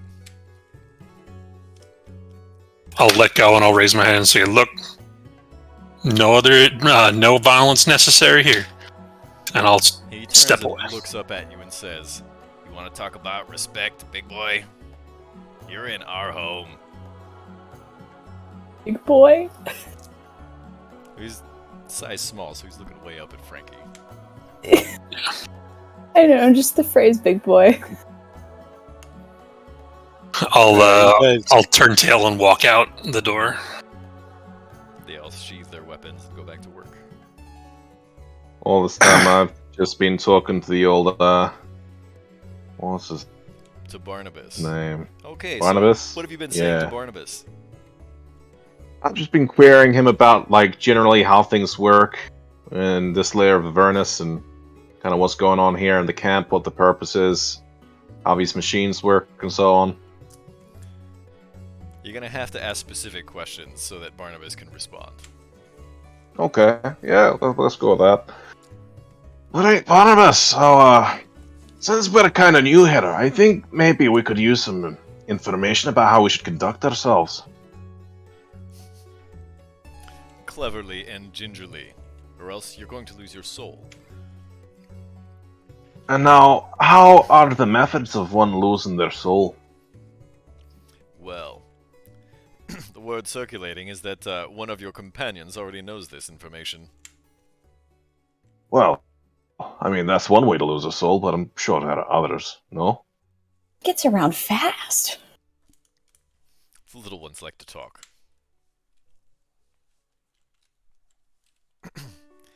Generally, Barnabas, you only lose your soul by infernal contract. Generally. But there are other ways?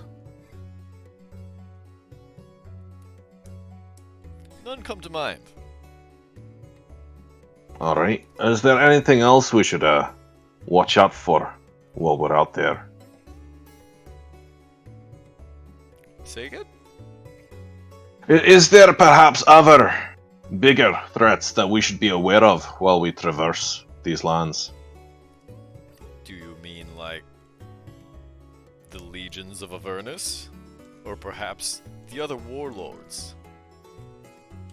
How about things that we would not necessarily recognize as danger? How about the River Styx? Do you know about the River Styx? Oh, we know about the River Styx, aye. It may look like water, but don't drink it or jump in it. We may have The all... River Styx will wipe your mind. Well, didn't wipe our mind, but it certainly didn't do us any good. Did you swim in it? Well, maybe not swim. Maybe just got a bit on us. Alright, Not quite the same. so is that... Not quite the What same, happened no, when I the water suppose not. splashed on you? I By the way, personally this whole lost time my... he's talking, he's been whistling just a little bit. I thought he put the tooth back in, no? It's it keeps kind of slipping out because there's nothing holding it in place. Uh-huh. I don't think I have anything for that.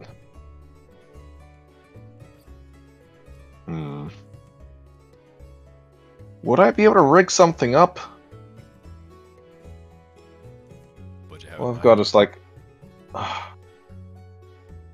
let's see. Here? A tinder box would have like charcoal and things in it, right? Yeah. Okay. Might be able to make like a bit of a mold with that to keep it in a bit tighter. Yeah, because I don't think that the mess kit's going to do me any good. Alright, Barnabas, I hear that there's still maybe a little looseness around your tooth. Maybe I can help you out there. Yeah, I can't quite get it to stay in place. Give me the tooth Mage for a hand it moment. back up. I think I can maybe make just a little bit of something around it to keep it in there. What do So- you plan on using? Just a bit of charcoal. Oh no, that'll never Bit. work. Here. Biz. And he mage hands through the charcoal, and he says, "Have you got any gold coins? Aye, Do you use any fire magic? I do. You could melt down a portion of one of these coins, and that would stick it in place." You're giving him a grill. I mean, if you'd like, I could possibly make you a whole golden tooth. That would be incredible. I would very much All right. appreciate that. Hey, let's give it a shot. It would indeed be incredible. Even though I'm really good with stone carving tools, this is a bit different, but hopefully that would translate a little bit into my molding of this gold. Yeah, I'll try and make him a golden tooth. Basically, The you can just gangster. hold the gold coin in your hands. You kind of cast Firebolt, and it'll melt a little bit. You know, without finishing the spell completely and actually throwing a Firebolt, you can get some of it to melt off and coat the tooth. And then you use a pair of tongs or just a fork or whatever from your mess kit, and you shove it in while it's still molten, it'll dry. Yeah, That's it. sure. Alright, give us a smile. Oh, there we go. There's the I don't really man of have much style of a right here. choice, do I? No, but you know what? If you had a reason to, it would be now. You, my friend, are looking well. Sneaky now- Bacon is raiding with a party of 2. Thank you, Sneaky Bacon. Hey, Is the homie. Well, that seems to have Oh. covered. What's up, Owen?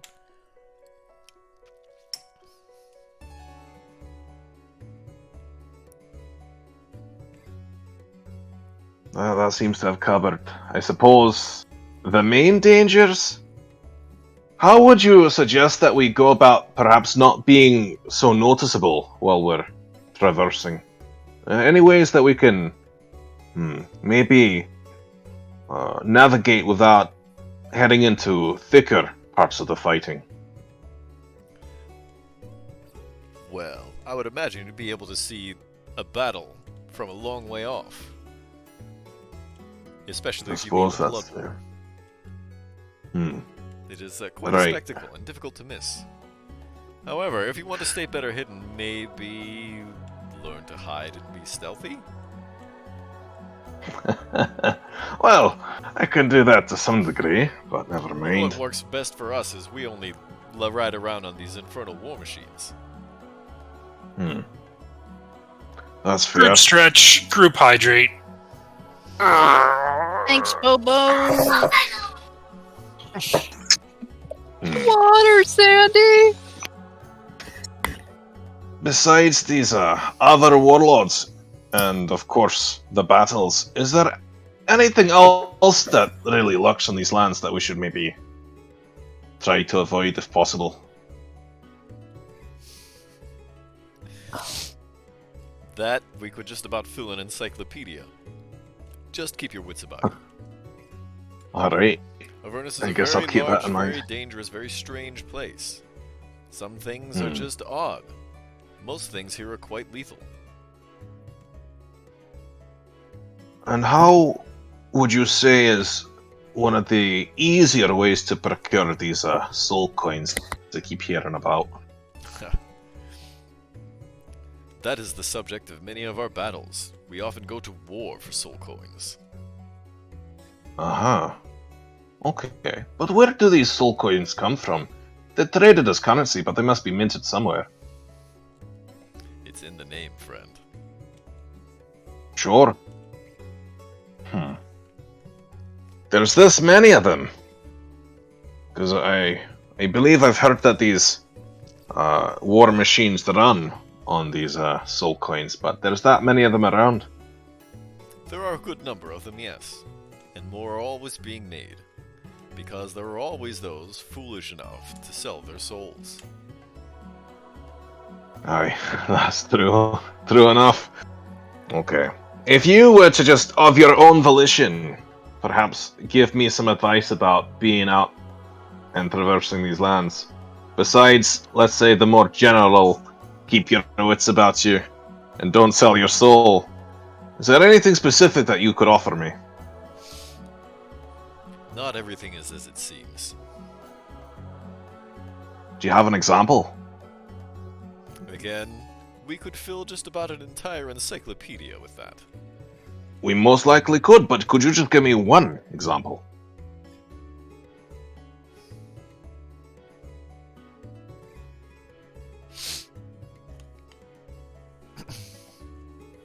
The owner of the Wandering Emporium is not as he seems. Okay. And what does he seem to be? I'll leave you to figure that out for yourself, friend. I haven't been able to figure it out yet either. But I know Alright, what it well. looks like. I appreciate the advice. I'm sure it will come in handy in the future. And so, what is your task here? I seem to have noticed that most people here have a purpose. And what do you do exactly? I am Or Mad Maggie's old- tactical advisor. And also, Ah. one of her greatest warriors. Oh, really? You're a fighter as well? Well, of sorts. I'm really Of more of a sorts, a master of fighter. the arcane. Aye, like myself. Don't suppose you'd have anything to share with me in regards to that. Bobo is the first to get us towards our subscription goal. Hey, thanks, Bobo.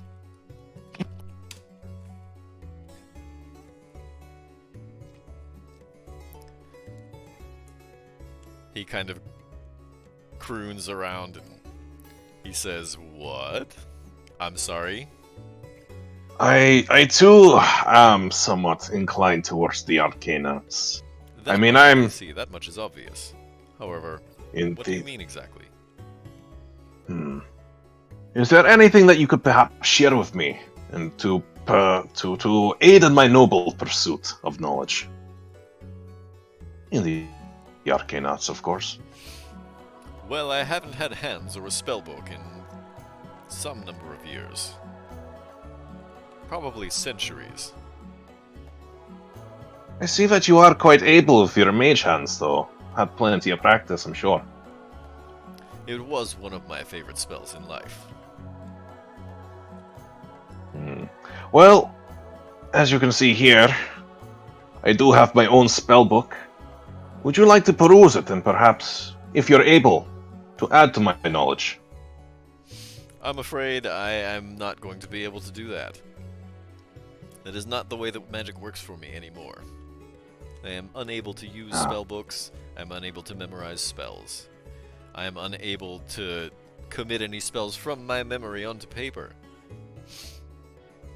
That is most unfortunate. Well, However, Barnabas, I'd have a peruse. by all means. Would take delight in reading a spellbook again. At which point he Ah, starts to rifle through the book. And that's going to take a while. Yep. On to some others. I imagine. Frankie and I, approach pins and needles. Hey guys, the the thing with Wazik, you're safe. You're relatively safe. He just wants to prank you back. That's all. No, they want to kill us. We're sure of it. Well, I understand what you're saying, but he's actually very. He thinks that that your prank that you did to him was the greatest prank he's ever seen, and he was like he was envious of you guys. He thought you guys did a great job. See, jealousy is a dangerous emotion. They are trying to kill us. Yeah, they're gonna kill us for sure.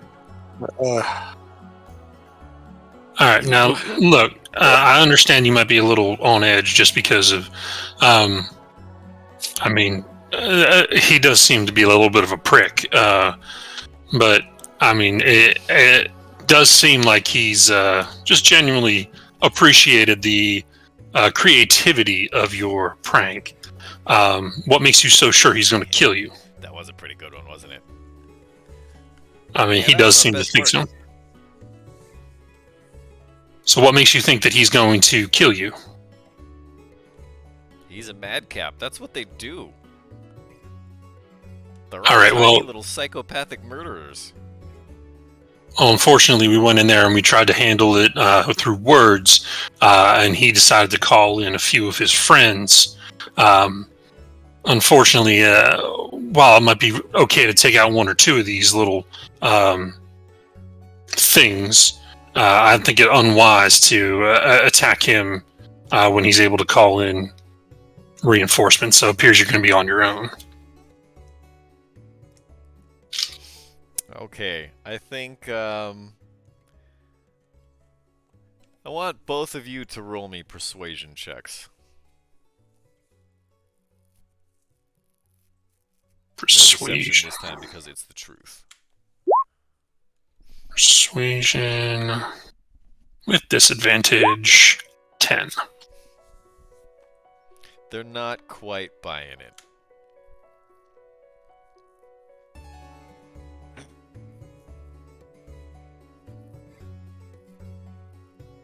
So you guys are just convinced that he's going to kill you, right? That's their solution to everything. So why don't you just go talk to him? So he can lie to our faces and plot our deaths? No, we think it's better that you just kill him. Well, then what ideas do you have? Because we're not going to be able to kill him in there with everybody else. I don't know. Did he tell you what our prank was? Yeah, Yeah. that was pretty good. You know, he was stuck up there for 3 days. A little extreme, but it was a good prank. I mean, he undid his boots to go to the bathroom, but he kept getting back in. He was up there for 3 days before they got the magnetic seal broken.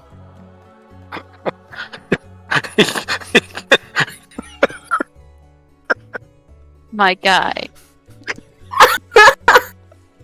You know what?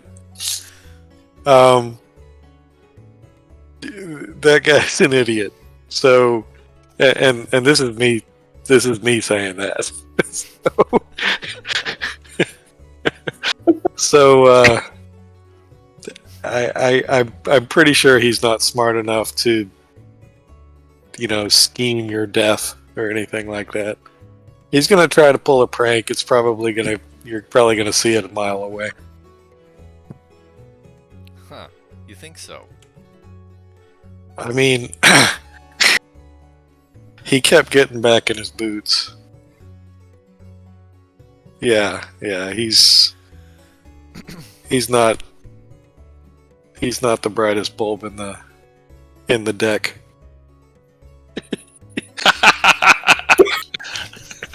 He's not the sharpest crayon in the silverware drawer. Right. Not the sharpest tool in the pineapple patch. Yep. Okay, Ned, I want you to roll me a persuasion, this time with advantage. Oh boy. Oh, The imps nice. seem visibly relieved. I mean, the grandest scheme somebody like that could come up with is sneaking up behind you. But I mean, come on, you guys are smarter than that. And there's two of you. That's why we always So- stand back to back. That's right. Don't worry about it. You really think so? Yeah. Maybe they're not trying to kill us after all. Besides, you guys have those wings, right? You see them come and just fly away. I guess. Well, thanks for that. I feel better now. Yeah, no problem. That's what we're here for, apparently. Don't forget, if you get a soul coin, I want to make that bet.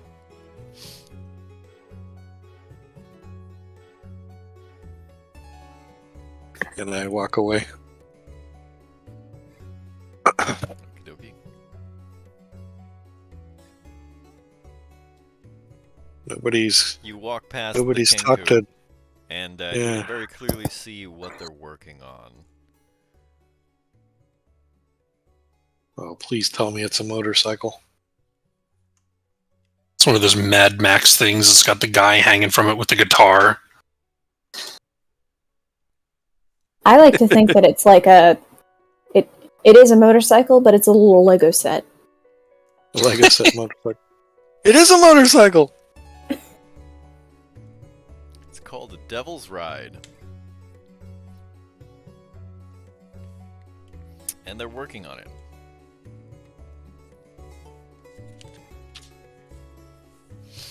Still that next Batman movie. What you guys working on over here? This thing, it won't start. We rebuilt the damn thing from front to back.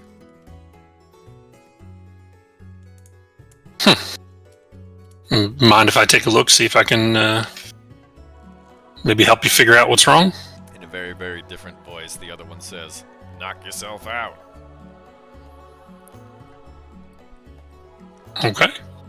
I'll take a look, see if I can figure out what's wrong. Roll me either an Arcana or an Investigation. Doesn't matter, both of them suck. That's a 0. You lean in to try and have a look. One of the compartments is open, and you lean over and you smack your head against it. Yep, that seems about right. Son of a bitch. Ned. Ned, What you makes mind? this? What makes this thing run? Mad Maggie's voice comes out of Chukka's mouth, and it says, "Soul coins." You guys have soul coins? They just kind of look at each other and shake their heads. Okay, so you're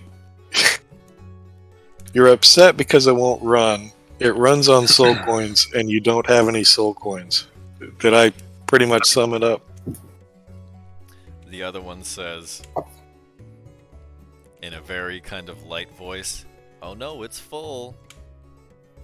Oh, it is. So you do have soul coins in the bike. They look at each other and they just kind of weave their heads back and forth. Ned, maybe you want to take a look at this, see maybe if you can figure out what's going on. They seem to think that something's wrong with the bike. Yeah, I'll take a look at it. Crack my Okay. knuckles. Then Pull I out need my- you to roll me an Arcana or Investigation, your choice. And...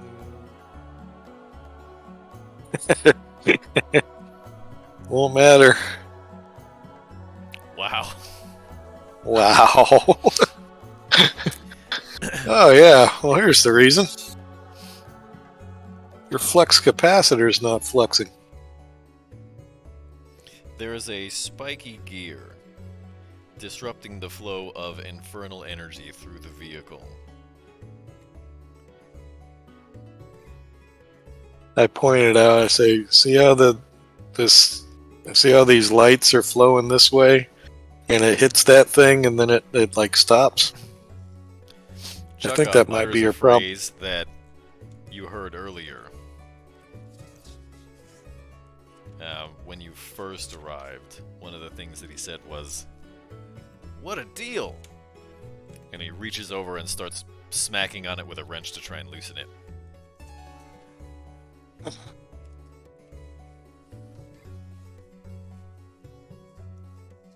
Are you sure that's what you need to do to fix this thing? Just hitting it with a wrench? You can see it's starting to dislodge. Hey, he's the expert. I Alright. think. Just kind of gives a thumbs up while Chukka is trying to smack this thing out. All right then.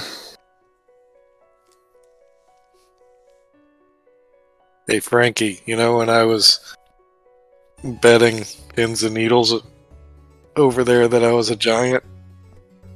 You Mhm. know what my real goal was to get big, and then I was gonna sit on pins and needles. You know, I was going to make They wouldn't play along. I mean, your butt cheek would probably go to sleep.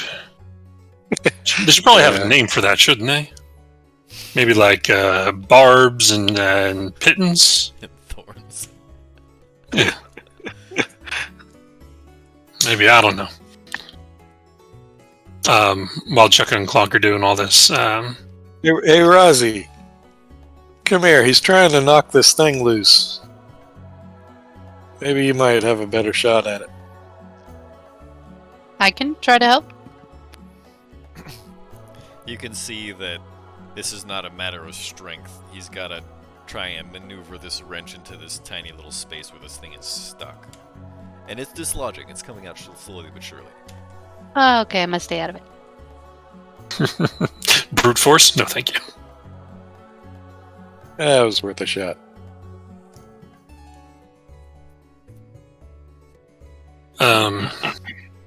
Well, I mean, if you do need any additional help, please just let us know and we can come back around. At that point, the spiky gear falls out and lands in the dust.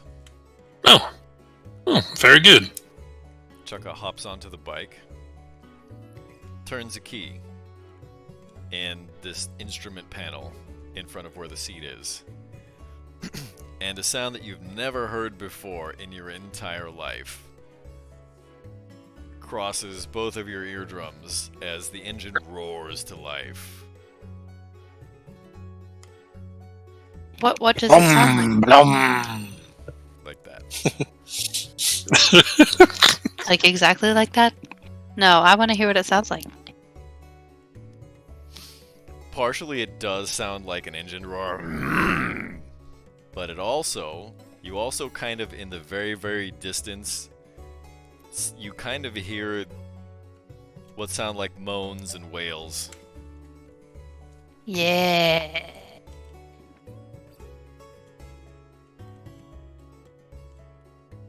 All right, well, I want one. seems like you two have what you need here. Hey, Clonk, that war machine over there is missing part of the body. You guys working on that? Is that something we can help with? At that point, Clonk says something that was said to Francis a few minutes earlier, or actually it was probably about 10 to 15 minutes earlier now. It's the sound of one of the red caps saying, "Why, you got a 15-ton armor plate in your pants?" I've been told. You leave Skuna out of this.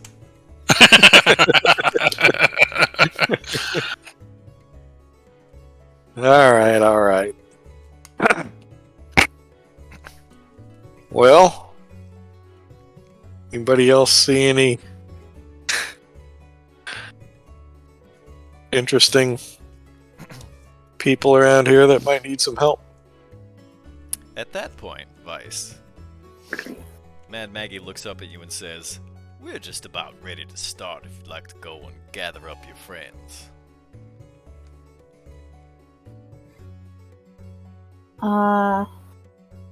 Okay. Vice is kind of like... She's been, like, sitting on her knees for a long period of time, so as she stands up, her whole body just, like, snaps.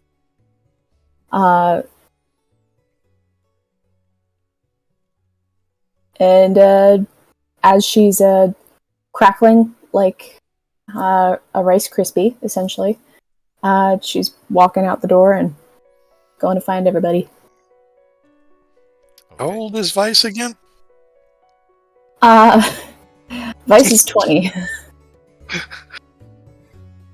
But Vice is also a librarian, and they're not known for being Being bodybuilder champs. So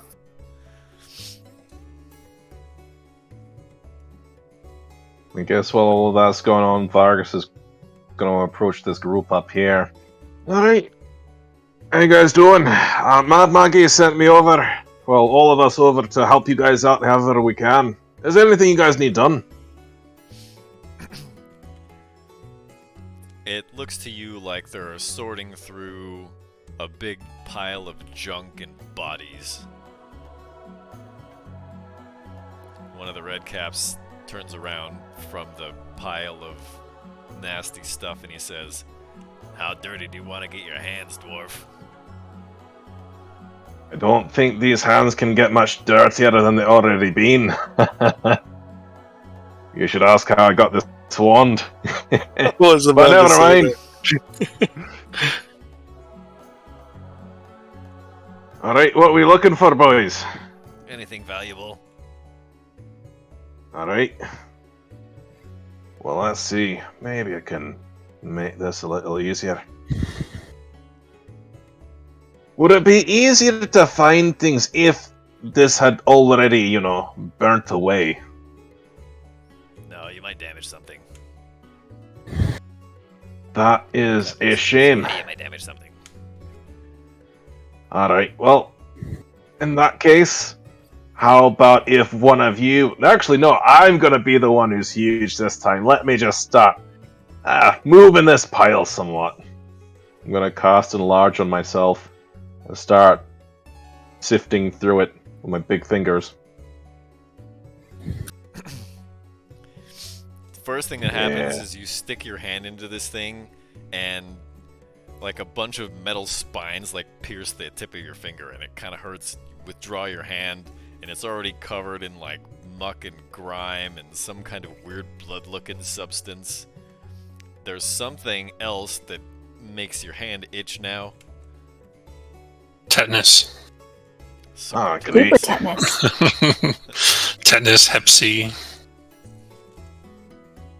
Is there any large log or anything kind of nearby like this that I can just pick up and start using to sift through it?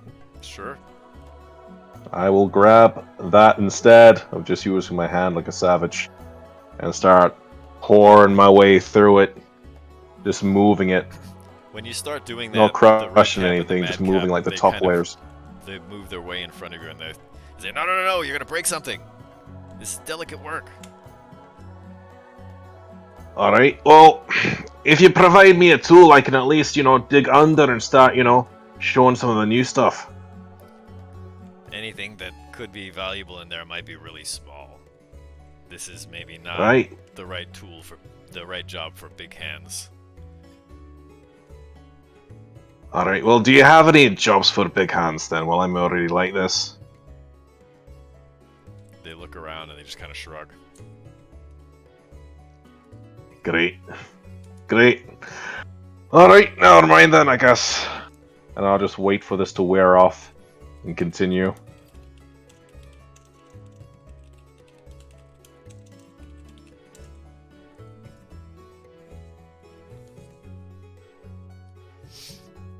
That'll last for what, 60 seconds? Okay, so you put the log down, you start to sift through some stuff, you walk around a little bit, and you return to normal size.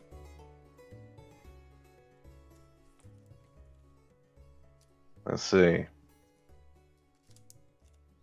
Don't think I have anything for me to be able to, like, sense where things could be. Nope. Okay. In that case, yeah, I'm just going to continue to sift through what's here. And if I find anything interesting, I guess make Arcana checks on it. Try to identify what those things are. Don't suppose I get any magical feeling from anything in the pile, do I? Do you have Detect Magic active? I don't. Then no. Actually, I think... Wait, can I cast that as a ritual? Detect Magic is a cantrip. Ah. Okay. Oh, I do have Detect Magic as a as a ritual. That was the first level spell. What am I thinking about? Read Magic. Read Magic is a cantrip. Yeah. Yeah, it takes me 10 minutes, but yeah, I'll cast up that ritual and start looking through here. A bit more Okay. guided. So you're going to start casting the spell that's going to take 10 minutes. While that's going on, Vice, you've emerged from the tent, but you haven't moved anywhere. Cool. You discover one group of your... Actually, really can't see any of them from there. But if you go looking around, you will find Vargas digging through a pile of junk, and then the rest of your friends crowded around a bike. Not that you know it's a bike. Actually...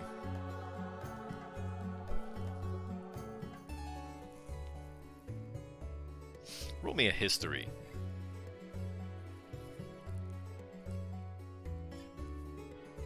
You are familiar with the concept of infernal war machines, because this was your field of study. You have heard of them, although you can't readily identify this bike as one of them. I've got like the preteen mindset where I look at it and I think, I could probably drive that. If I figure I'm out the sure it's a gear vehicle. shift.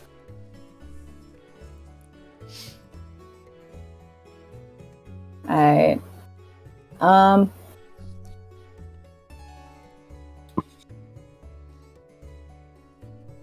Although you did hear the engine roar. I think that Actually, all... that tipped you off that it was one of the infernal war machines. Yeah. I think that all of the scary sights and noises are freaking me out. So I'm going to just use 2 fingers and just try and whistle everybody back over here. Okay, everyone hears a whistle. Kind of like it's dinner time. Just ring a bell. Hit a triangle. Come get y'all juice. Yeah. Hey guys, I think Mom's calling us. Mom, just 5 more minutes. Get off the Xbox. Are you Midwestern now? I'm from Minnesota. Not quite. Oh God. No more PlayStation for another 12 hours, alright?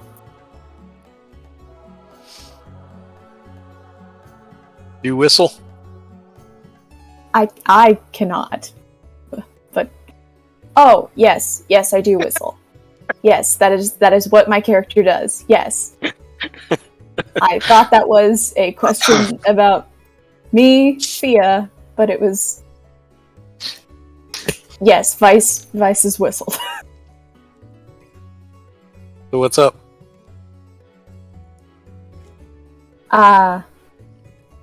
We're ready to go in the tent. If you guys are. Oh, she's ready? Okay. Also, in regards to that tapestry, I'm pretty sure, based off of, the shape, the coloration, Somebody peed on it. I immediately turned towards Ned. That's up too high for me. What? No, not one of us. Not one of us. I don't think. Not one of us. It's old. It's an old stain. But I look in the door and I see Mickey and I'm thinking, could it have been him? Why would somebody pee on it? The one who looks like he's a human centipede with that thing in his mouth? I'm not quite. I haven't gotten so far as to identify who, but at some point, this tapestry was either explicitly peed on or used as toilet paper. Understood. I'll head out this door here. I'll peek my head around. Peek my head around and go, hey, Vargas? Hey, busy. I'm casting something. I'll be with you in a moment. Alright. He just needs a few moments. He's doing his sleight of hand stuff. Sleight of hand? What? Close-up magic. Oh, you make it sound like he's robbing somebody. Jeez. Cups and balls. Oh, so he is robbing somebody. Okay. Why am I not surprised? Maybe it was Vargas that peed on it. No, it was not. Vargas is also too short to pee on it. We have seen him pee on some things before. True. I gotta go look at this pee stain. I go in there and Hey Maggie, I heard your painting got peed on. I do hope this stain was not. It's not urine. Go ahead and sniff it if you like. Do it. Oh, I'm so sniffing it.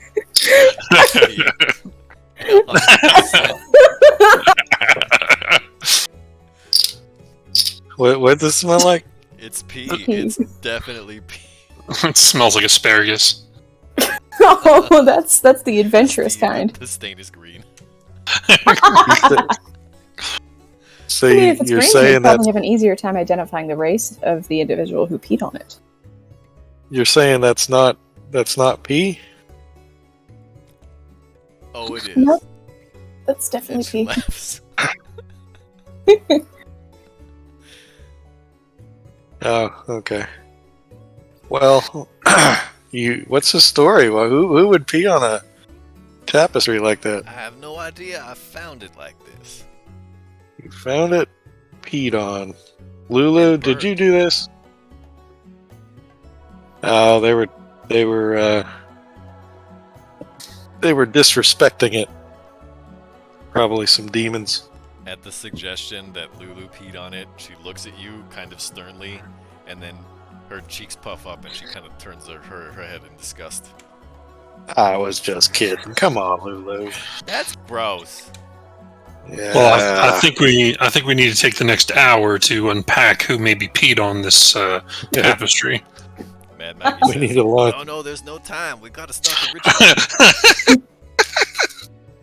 Where's that We need friend to of launch. yours? He was out by a pile of junk and bodies back there. I don't know, he was drawing shit in the ground. Then I Language. suppose maybe we'll just start without him then, shall we? I mean, I'll whistle for him one last time, but if he doesn't come after that, then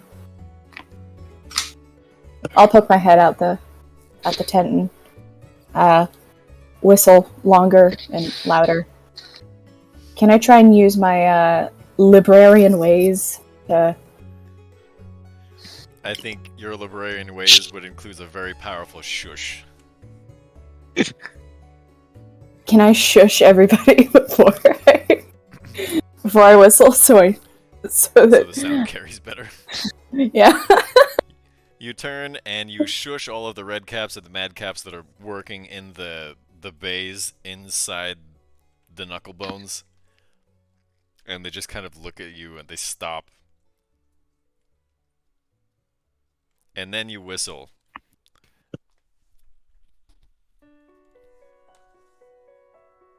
I want to How think that far would I like be?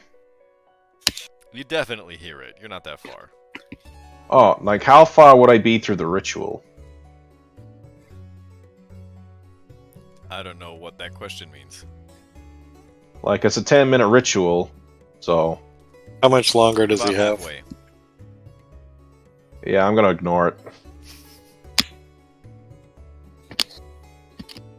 I wait like 5 seconds. I then wave to everybody who quieted down and just be like, thank you. And then I put back in, yeah, let's start with Adam. I want to think that when you shushed, it's like we can hear battle outside for like miles around, and you shushed, and everybody just got quiet. Like the battle stopped just for a moment. For the briefest of moments, the entire first layer of hell was silent, and nobody knew why. Many miles away, the blood war comes to a screeching halt. Good Demons times. stop attacking Zariel. Everybody just kind of looks around in confusion. They didn't even hear the shush, they just stopped. It It's just like felt like they should. it's like Christmas Day during the American Revolution. All of a sudden, George Washington goes over the river Styx and attacks him in Trenton. There was a great disturbance in the force. Mm-hmm. At that point, Mad Maggie has distributed some black cushions around the edge of her office against the edges of the canopy. And she says, "This ritual should last about 10 minutes. During that time, everyone involved in this ritual will be linked by a telepathic bond, and hopefully, we can travel into Lulu's dreams and awaken her memories. Now, I'm not going to force anyone to participate, but anyone who would like to participate may join Lulu in these dreams." It just seems like something Vargas should be here for.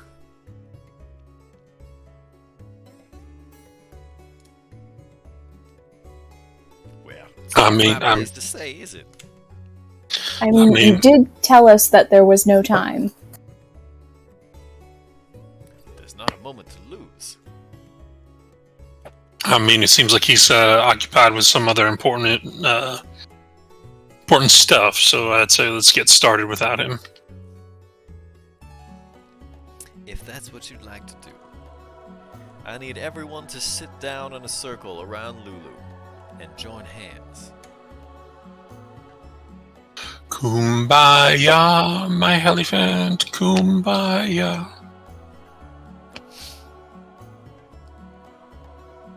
Okay. As Mad Maggie begins to initiate this ritual, you sense a telepathic bond forming between yourselves, with her, and with Lulu. Your eyes still closed, you sense a brilliant flash of light and then darkness. A tingling sensation sweeps over your body as vibrant rainbows appear within your minds, and you begin to see Lulu's first dream unfold. Mad Maggie, however, is not in the dreamscape, although you can hear her dismembered voice when she speaks. And that's where we're going to take our second regularly scheduled break for the evening, everybody. The time is now 8:01 p.m. here on the West Coast. It's 11:01 on the East Coast. We'll be back in 10.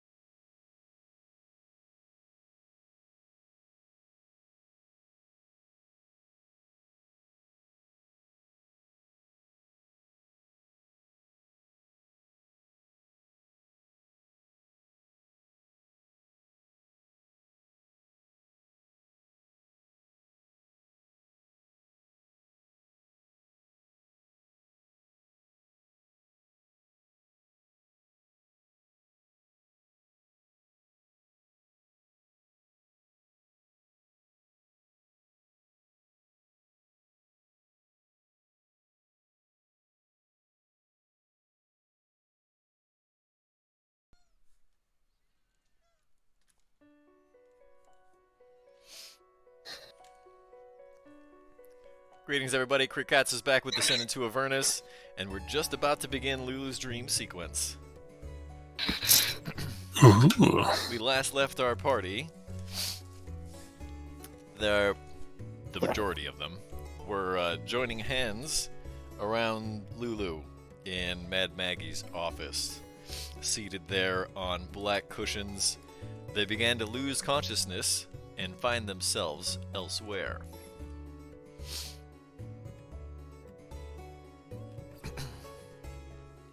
As the rich radiant light of 100 dancing rainbows slowly dissolves, warm sunlight fills the area. Within that space, Lulu flies lazily in a lush meadow at the shoulder of a beautiful blindfolded angel.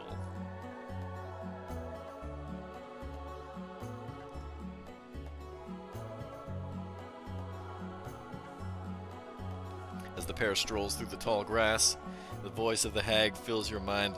Push through this vision. It only represents what Lulu wishes was true. We need to see more.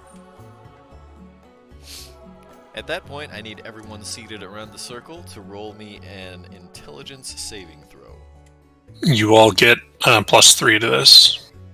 Ooh, I get an advantage too. Natural 20. So that's a 19 for me. So that's a 15 for Ned. I think that means everybody passed. Nice. The sunny meadow fades to black as the dream sequence begins to progress.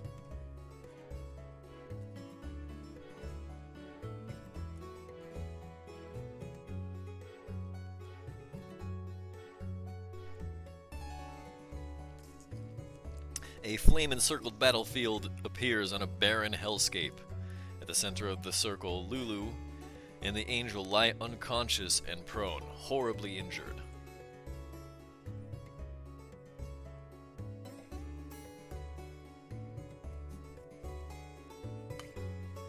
You see yourselves standing in defense of Lulu and the angel, facing outward as 6 small, spine-covered devils creep closer. Please go ahead and place your tokens somewhere around Lulu.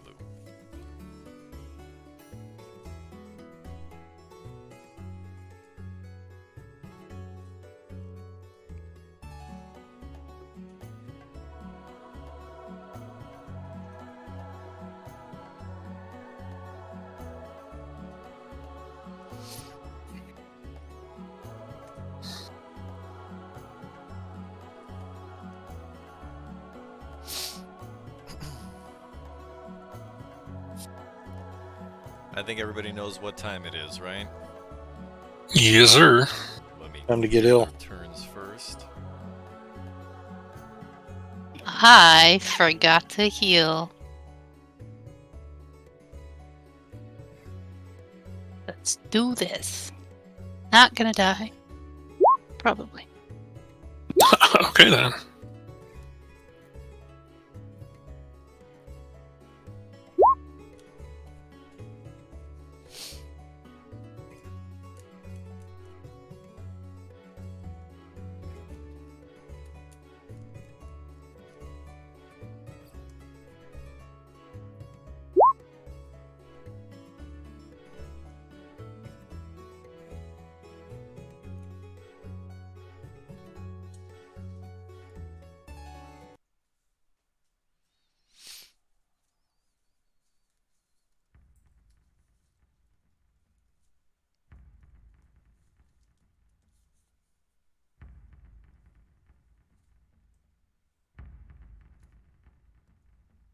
Fight. Our combat will begin with our paladin. Francis acts first. I will take a step closer towards Vice. Oh, no, sorry. A step closer towards Rozzy. I will slap my hand on her back. And Rozzy, on a scale of like 0 to whatever, how you feeling? On like a scale of 0 to 68, I'm feeling about a 45.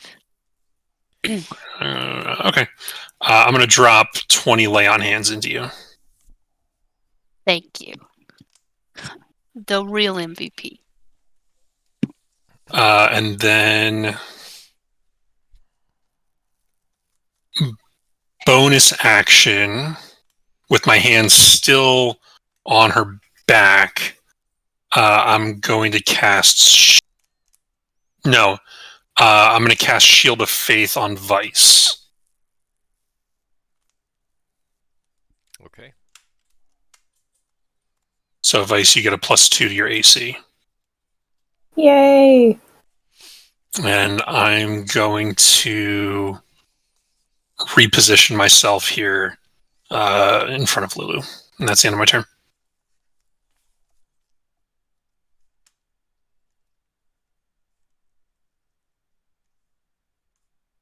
Good Ed. Let's see. Um,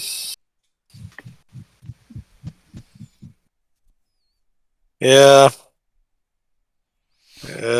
No, I better save my last giant might. I'm gonna move up and take 2 whacks at that guy. You leave Lulu alone. 14 is a hit. 12 is not.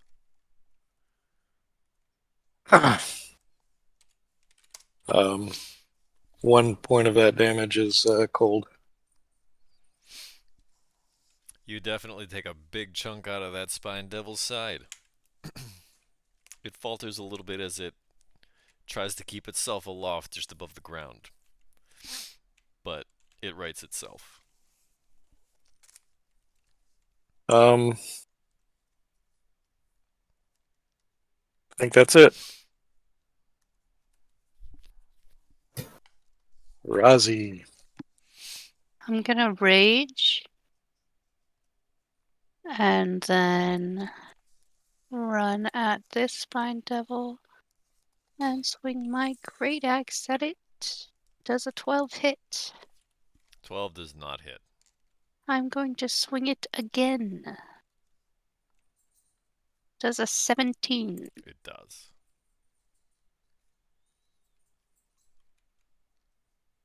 8 slashing, 5 divine fury, 2 rage. You don't feel like the blow connected completely.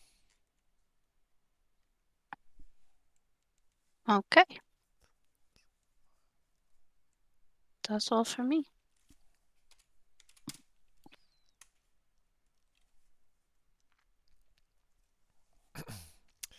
Okay. This spine devil is going to lurch toward Vice. And first try to bite. Missing terribly. And then the fork clangs off of Vice's shield. The spine devil next to Ned is going to try and do the same. 18 misses, right? Yep. So does the fork. One is going to try to do the same to Razi. That's a 7 and an 11. Those are both misses. Nice. This one's going to try to close in on Frankie. Miss. That's a miss. That's a crit. Shit. Oh, well, that's a. If you're gonna get critted, Yeah. that's a good roll. So 7. So what happens is the spine devil fakes like he's going to thrust at you, and then he jams you in the toe. It pierces through your armor boot. And as you kind of drop your guard for just a second, the half Dan comes and smacks you in the chin.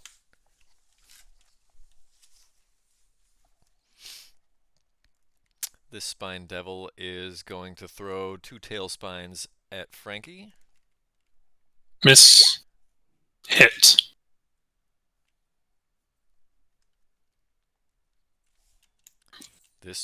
This one is going to throw 2 at Razi. Both miss. Okay. And that brings it to Vice. Oh, actually, Yeah, those two are going to stay out there. That brings it to Vice. Okay.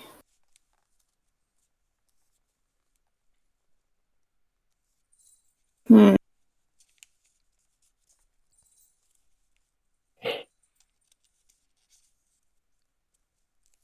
I uh I don't like that these guys are so close. So let's do a bit of crowd control.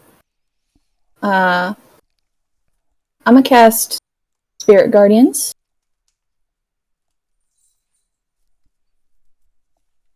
That's going to affect the closest two immediately. Yeah.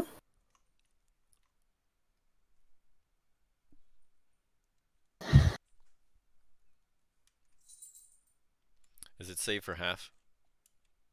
It's half. If they make it.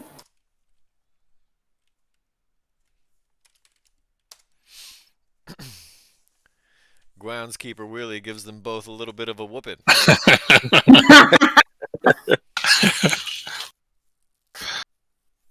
Hit me with the tailspine. That's a paddling.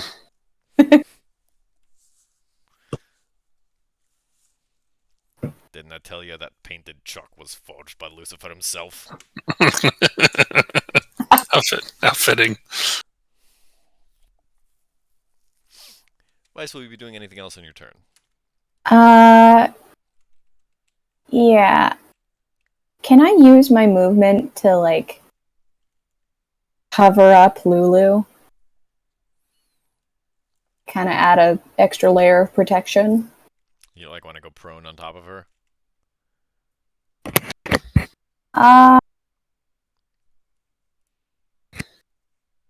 Yeah, sure.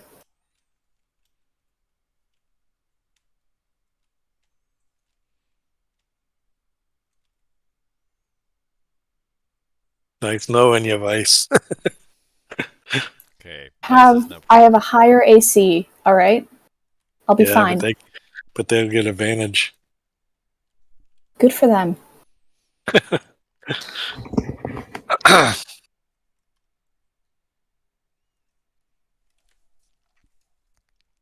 Okay. Frankie. I'm going to move, so I'm right next to Vice, still within combat with this guy. I'm going to take 2 swipes. First one, 22 to hit, That is a hit. 12 slashing. That's to the one below you. To Is that right? yeah, to the south. Yep, You chop him in half. nice. I'm then going to slide around here and get my second attack against this guy. 24 to hit. That's a hit. Wow. Nice. 12 slashing. You definitely hack off one of his wings. I'll then take a defensive stance there with my sword out, begging him to try and hit Vice. Please hit my comrade. I beg of you. Because I get Please. Sentinel. Come on. Pretty please. Pretty please hit her, not me. No. I'll end my turn there. Ned, you're up. All right. Take another swipe at that close guy. 16.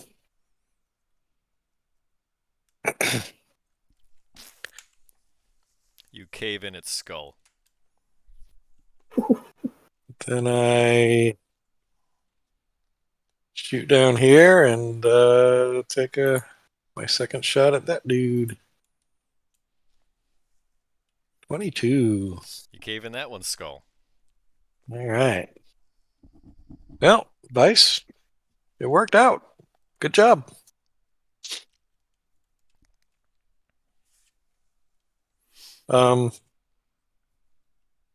How far did I move? Not very. 14, so I got like 10 feet left. Move over here. That's it. Okay. Gonna try that again.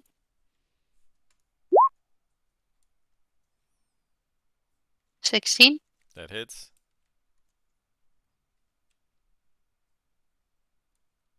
7 slash and 7 divine fury to rage. You behead the spine devil.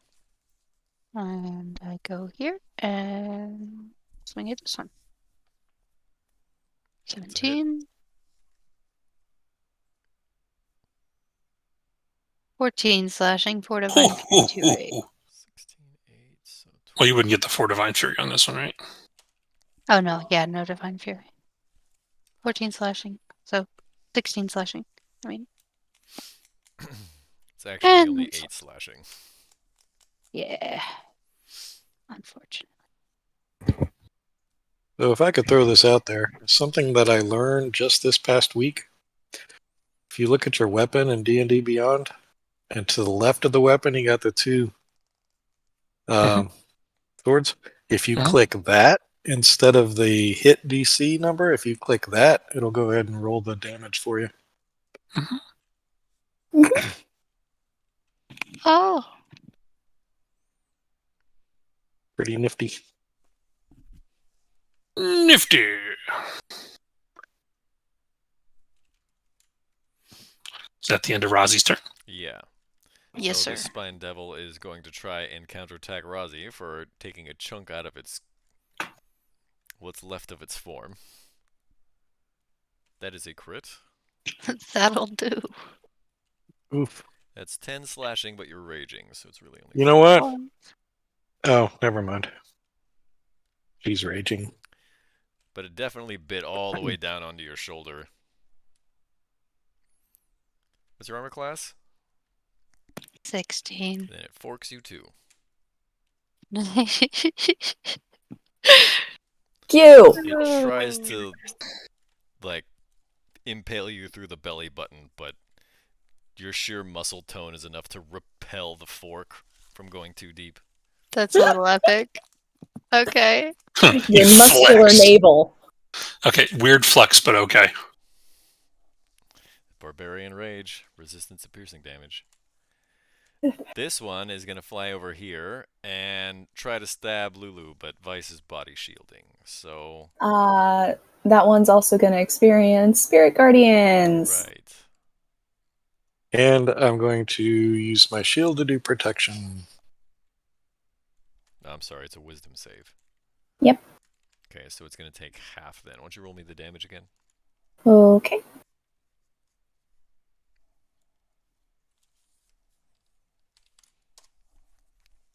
Okay, so the first attack is just going to be a flat roll, right? Because Ned is using protection fighting style. Yep.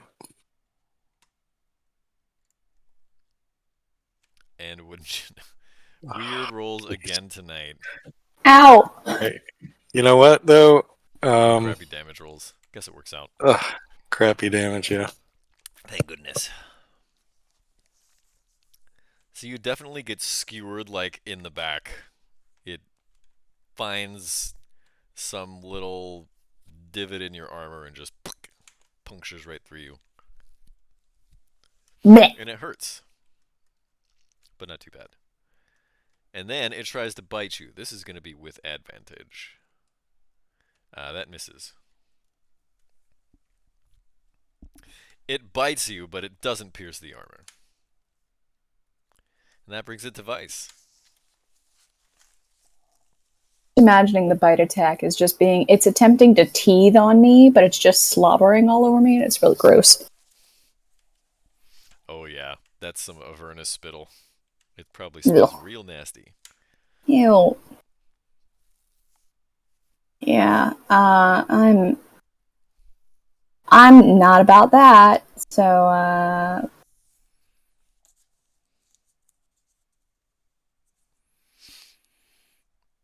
anybody really need healing? Francis.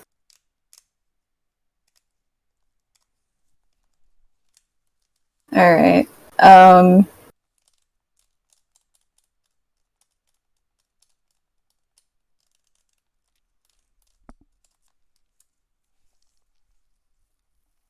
Is the spine devil, like, within 5 feet of me? Yeah, it's in melee Oh. with you. Darn. Alright. I clearly misusing the weapon. I throw my mace at it. You're prone, so you attack with disadvantage, right? Think so? It still hits. Wow. You smack Hell it of a right in hit. the face, and it blinks for a second.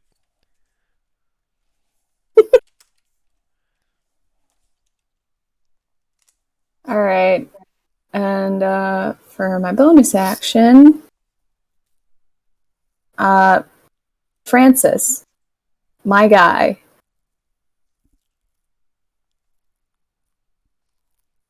It's a first level healing word. Nice. Thank you. You're welcome. Alright, that'll be my turn. I'll run right up to this one, seeing it try to attack Vice, and I'm gonna give it the good old 1-2. 16 slashing. That's enough. Damn, double You sixes on cut the damage. straight down from one shoulder and cut it almost to the other hip. And then I'll, seeing the opportunity, I'll run up to the other one and running jump, try to pierce it. Holy shit! Alright, please narrate the critical hit and the death. After slashing through the one and seeing it fall, I'm going to flip the sword around so that it's facing down, run with it behind me like this, and as I run and jump, I grasp with both hands above my head and jam it straight through the skull, piercing and pinning it down to the ground.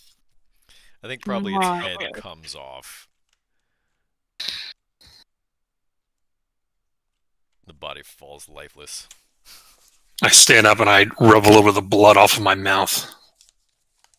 Wow. When did Francis become an anime?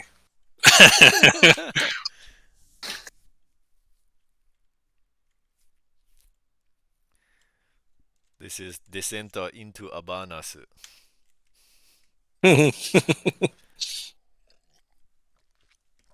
Alright.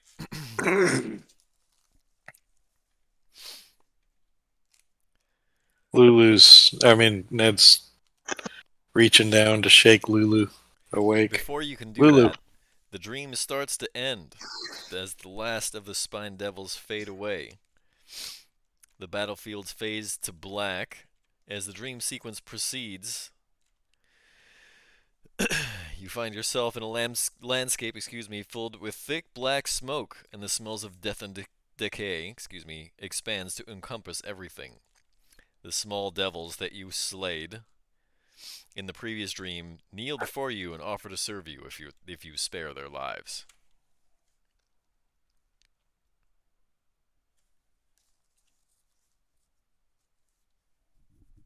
Ned stretches out his hand. Kneel before me.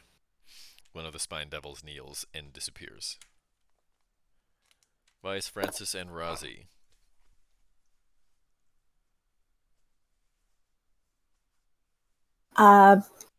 Vice just looks at the devil before her and says, I don't want your servitude.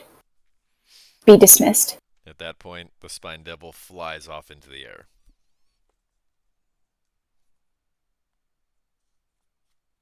I'm gonna keep it. One of the spine devils kneels before Razi and disappears. Francis looks at the devil and say, get out of here while you're still got your life. And with that, the last of the spine devils takes off into the air and disappears.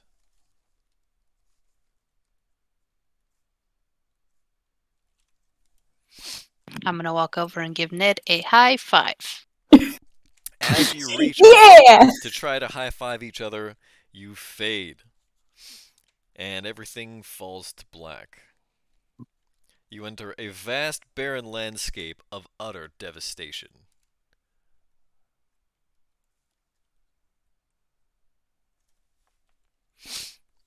Black sludge rises rapidly out of the ground, enveloping your feet and gripping you tightly, overwhelming you with a horrible sense of loss. Don't let the sludge consume you, says Mad Maggie's disembodied voice. You must push through her defenses. She must look. At this point, I need everyone to roll initiative again. Should we pull our characters out onto the battlefield? Sure. Yeah, you're probably going to need that if you're going to roll initiative, right? Yeah. Yep.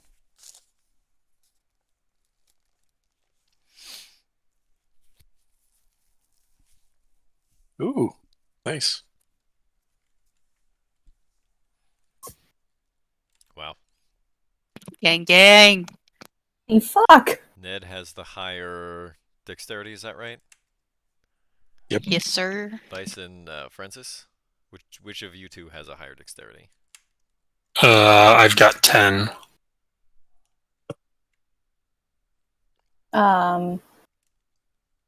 I zoned out. I also have 10. Rollsies. Do either of you have any dexterity skills trained? Sleight of hand. Nah. That's all him. Okay. Then we'll start at the top of the round with Ned. You find yourself sinking into the ooze. In the swamp of sadness. Yeah. Okay, I'm going to I'm going to try to not sing. I'm going to try to walk Okay. forward. Then I need, if you want to try to pull yourself free from the sludge, I need you to roll me a strength athletics or a dexterity acrobatics. Athletics.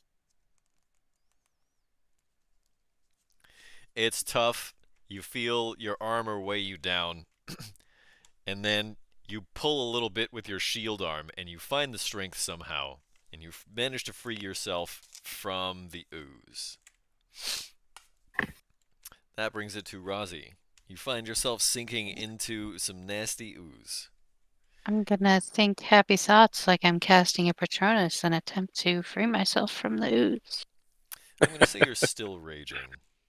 At the end of this turn, you will no longer be. Unless you do something to take damage or something How's like a 26, my that. guy? You barely notice this stuff. You can see it's like weighing your friends down. Ned almost gets pulled down by it, but it doesn't bother you. Uh-huh. Frankie. Yep. Go ahead and make my athletics check with disadvantage. 6. You are weighed down. And it's starting to pull you under. It's got you almost maybe chest deep, and you start to feel a horrible sense of loss. Vice. Alrighty.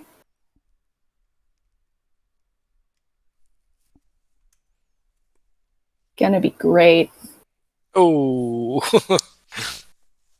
You're already eyeballs deep.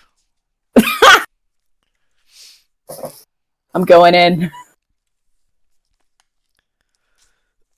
Okay, that brings it back to the top of the round. And Ned, you find two of your companions seemingly almost drowning in this nasty. Yeah. I'm going to, no offense by this, but I'm going to reach for the weaker one and try to pull Vice out. Okay. So you'll be performing the help action so that Vice can make the check with advantage on her next turn. Rozzy. I would like to also do that with Ned. Right? That's the one that's also sinking? No, Frankie. Francis is. Francis. Oh, Francis. Okay. Then in that case, Francis. I can just do a Rosie's trying straight to pull you out. So you can just flat roll athletics this time. 16. That is Hey. enough. You managed to claw your Thank way God. out and ran it. Rosie is able to pull you the rest of the way out. And you free yourself from this ooze. This passion for life destroying, sense of loss imparting ooze. Vice. Can I was going to ask if I can use my movement to head over towards Vice to potentially help her next turn. She's not that far from you. Okay. Vice, with advantage. Oh my goodness. How is that even possible? Fun rolls. That is mathematically improbable. I mean, Vice drowning in sadness is pretty canon. Yeah. Vice, you take 19 psychic damage as the sense of horrible loss intensifies. Ow.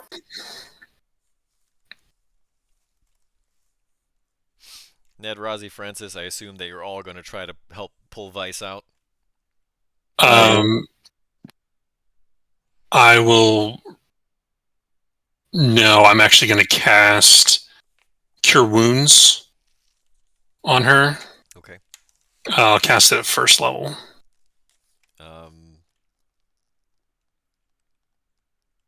So you would heal 9. Actually, you're not allowed to do that. Oh. Okay then. Retcon. Because this is a dream sequence, your spells don't quite work the same way. Gotcha. Yeah, so I'll reach down. I'll try to get under one arm across from Ned when he has the other arm. Try to pull her out. Okay. So I'm going to say... Rosie's just pulling on the head. So, Vice, you can roll with advantage, and then you're going to get a +1 for each of the additional teammates that are trying to pull you out of the sludge. So, with advantage, +2. Gotcha. There it is. Hey! A 4, a 5, and a 6. Rosie kind of yanks your glasses off. Oh. And then realizing that she's got a hold of your glasses, she kind of hooks under your arms, and the three of them are able to hoist you out. And finally, you don't feel, as soon as you pull Vice out of this sludge, the sludge that's around your boots seems to ease off and disappear. Finally, you see Lulu resting on a black cushion at the center of an inky void. She is unconscious and alone. A beam of brilliant white light shining down upon her. Next to Lulu, a large, gleaming brass spyglass rests atop an ornately carved tripod. Lulu awakens and looks peacefully around her. Seeing the spyglass, she approaches it, pressing one eye against the eyepiece. Lulu then steps back suddenly, eyes wide, mouth open, her face alight with excitement. She cries out, "The sword! The sword! I know where it is!" And you all wake Where- up.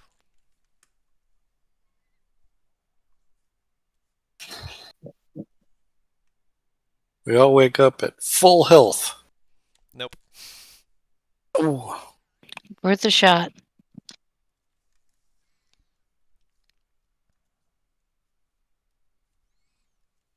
I'm gonna vomit outside the tent real quick. I got a raging headache. Which way are you gonna run? Just- Probably just out here, around the corner, vomit into a dark corner. Barnabas kind of inches away from you. I don't know this skull.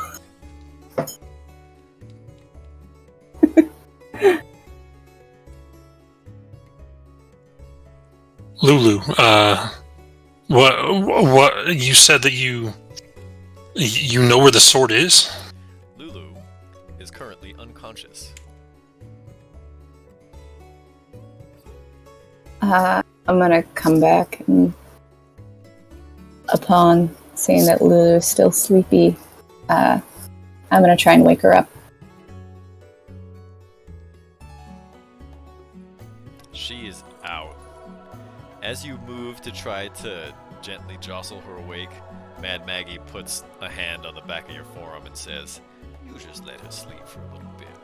That was very taxing on her. She needs to rest. It won't be long, just a few minutes." I must say, you all conducted yourselves admirably. It seems no wonder that you survived this far. Now there's another matter that we must discuss.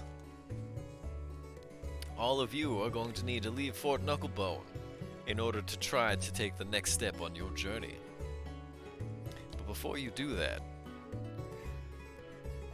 I have to say, I'm impressed with how you handled the Knucklebones gang. They all seem to have taken a shining to you.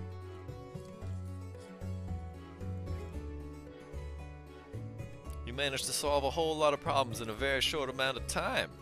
They've been working on some of those things for hours now, and you managed to solve all of that while I was looking around for herbs and cushions. You may just be worth your weight in soul coins yet. Yeah, well, your people were kind of a mess, but They thanks are for the that. recognition. There is nothing about them that isn't messy, but they're what I've got. They may not look much, but they got it where it counts. You see them in a fight. In any case, there are some things that I would like to impart upon you as a gift, a token of our appreciation. First and foremost, I would like to make you honorary members of the Knucklebones gang. There's not a lot of people on this plane that can get along quite so well with all of these creatures. I've never seen anything like that in my life. And so from this point onward, as the story between you and Zariel and Lulu unfolds, please come back and visit. Ned If does you a need a fist place to bump. rest, you will find safe haven here. No one Fist on bump Avernus with will Rozzy. dare come and try to take these walls to get to you. Now normally I don't go around doling out this kind of honor, but you are exceptional. So we're going to make an exception this time. It's Thank much you, Mad much Maggie. obliged. Thank you. Now, we don't have quite a lot, but we do have maybe 2 weeks worth of rations we could give to each of you. So, this is a good time to stock up. On your way out, please go and stop by the mess tent. There are packs already made up for you.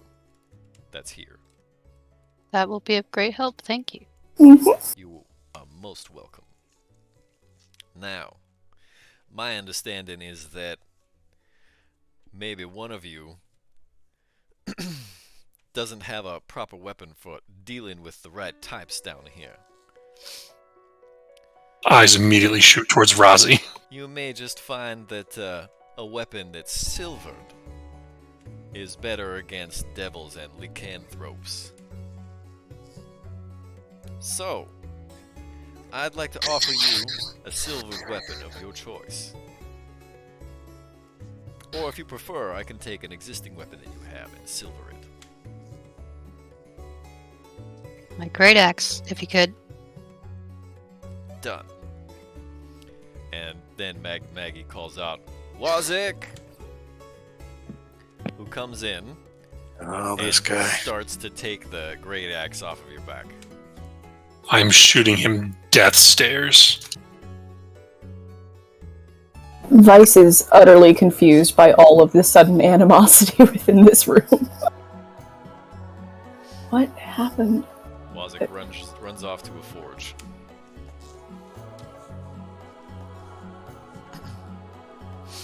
I have something else to give you, something that you will find quite valuable.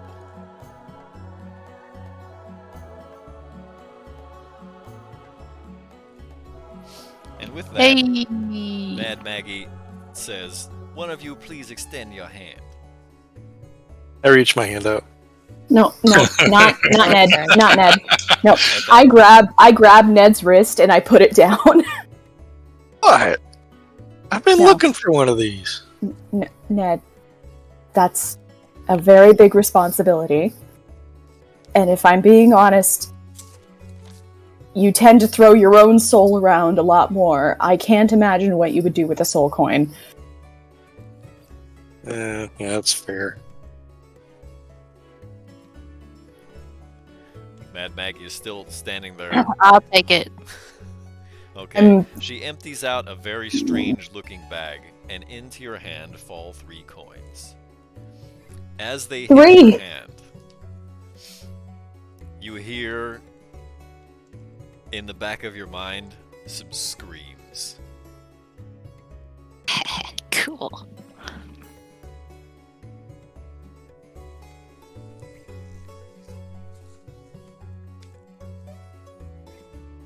Finally, if you'd be willing to join us on a small sortie, we'd very much like to furnish you with a couple of infernal war machines. They will definitely help you travel the great distances across the Avernus wastelands. I mean, that would be very appreciated. I know it's a little hard to go by foot. Which war machines did you have in mind? Well, we've got a Tormentor class vehicle that we'd like to give you, but we're going to need to take my Happy Mobile and replace that armor plate. Also, there's a Devil's Ride that I understand you helped fix. We'd like to offer both of those to you. Dibs on the motorcycle. I mean, that's very On generous of condition you. that you come with us to replace the armor plate, because it does need a suitable replacement for its operational, you understand. And also, that you allow us to train you on the use of these vehicles. Of course. Like proper training and handling is probably ideal. How do I add this great app to my inventory, Dungeon Master? Is there an I think owner's there's manual? a box or something that says silvered. All I can picture is Vice sitting there like, okay, we need to be properly licensed. We need to take the right types of tests and be permitted. We need to be a C-class driver. DMV for Avernus. Oh, can you imagine the DMV in Avernus? It's like the 6 It's hours you it's a literal endless line of souls. Exactly. Oh, God. But it never moves. Ever. And you think those are all souls in front of you, but they're really just illusions. And everyone just smells of body odor nonstop. According to It's outdoors, it Beetlejuice, still smells like that. according to Beetlejuice, it's the people that commit suicide that work in the DMV. God, I forgot all about that. Yeah, Miss Yeah. Argentina. At that point, Lulu starts to shake off her sleep. And she kind of...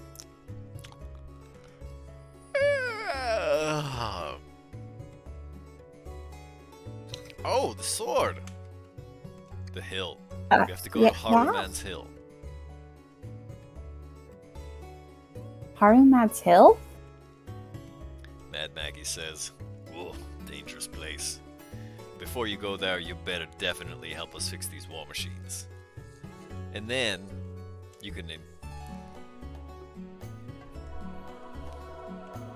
Time. explore." How do you forget a 6-letter word? Then you can explore it to your heart's content. Explore 7 letters. See? That's what happened. That's why. It's been a very exciting day for Miss Maggie, so...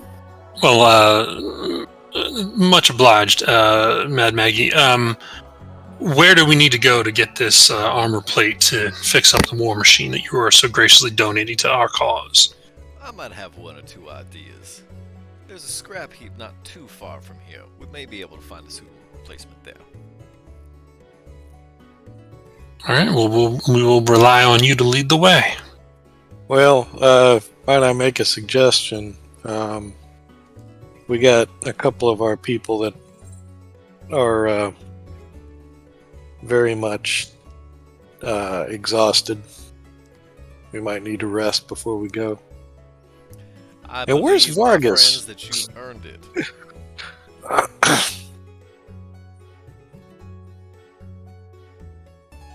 Damn it, I should have used the rages. You did. Yes. I should use my vows.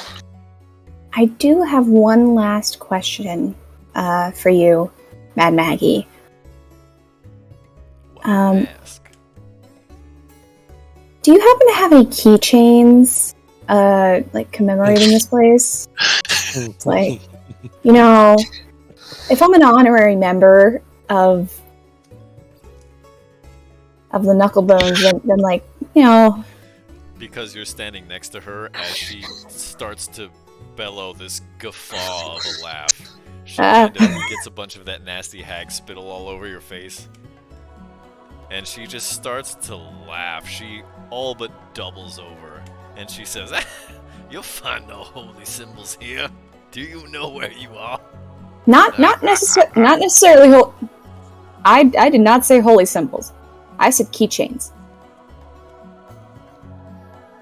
We want She looks at you Knucklebone's gear. incredulously We as if we she want the knows what her drip. holy symbols are. We want the drip. We want. Tell me they put the symbols of the gang in my great axe, like on a big old emblem on the side of it.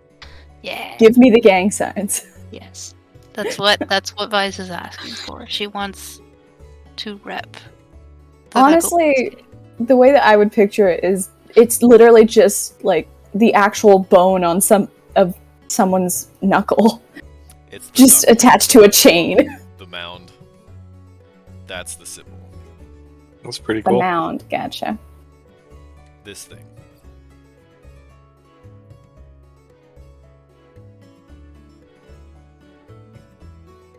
That thing. Nice.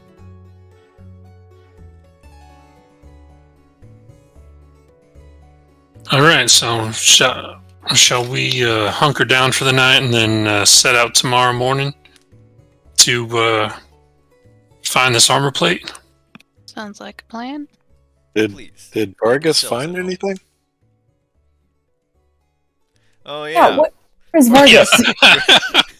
You're finally done casting the spell. There are chunks of infernal iron.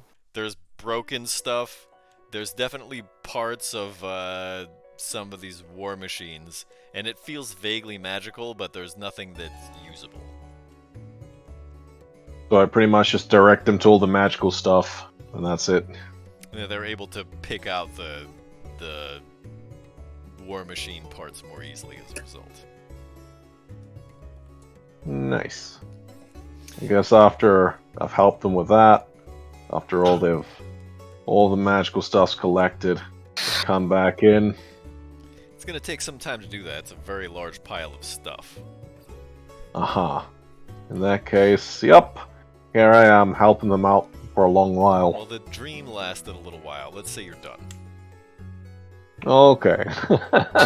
And there we go. I come back in. Alright, I think I've done all I can do around this camp. Yeah, So, Vargas, well- they said that Mad Maggie said that we could rest, but then we have to leave because they don't want us here anymore. Alright, Well, that's not what I wasn't said fair at enough. all. Yeah. Oh, Mad Maggie, Bonks Ned on the face. let me play a joke.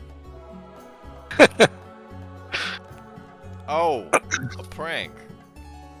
Yeah, you're not welcome here, Master Dwarf. Yeah. Oh, and look at me! I'm so in woe. I suppose I should just leave. Miss Maggie said that that we were allowed to join the Knucklebones, but not you. Is this how it right. works? Am I doing it right? Yeah, everybody gets a keychain except Marcus. Didn't even want your keychain. That looks like an ass. No. Oh, Vargas, you're a knucklebone too. Go ahead, more like. when you're in the knucklebone gang, you're called a knucklehead. My apologies for spoiling the fun. I just can't have anyone besmirching my hospitality. See, that's quite important to me. In any case, everyone is able to complete a long rest, and that's where we're going to leave it for the evening. We'll start again next week with some other interesting things. Most notably, the training and use of infernal war machines. And some other shenanigans.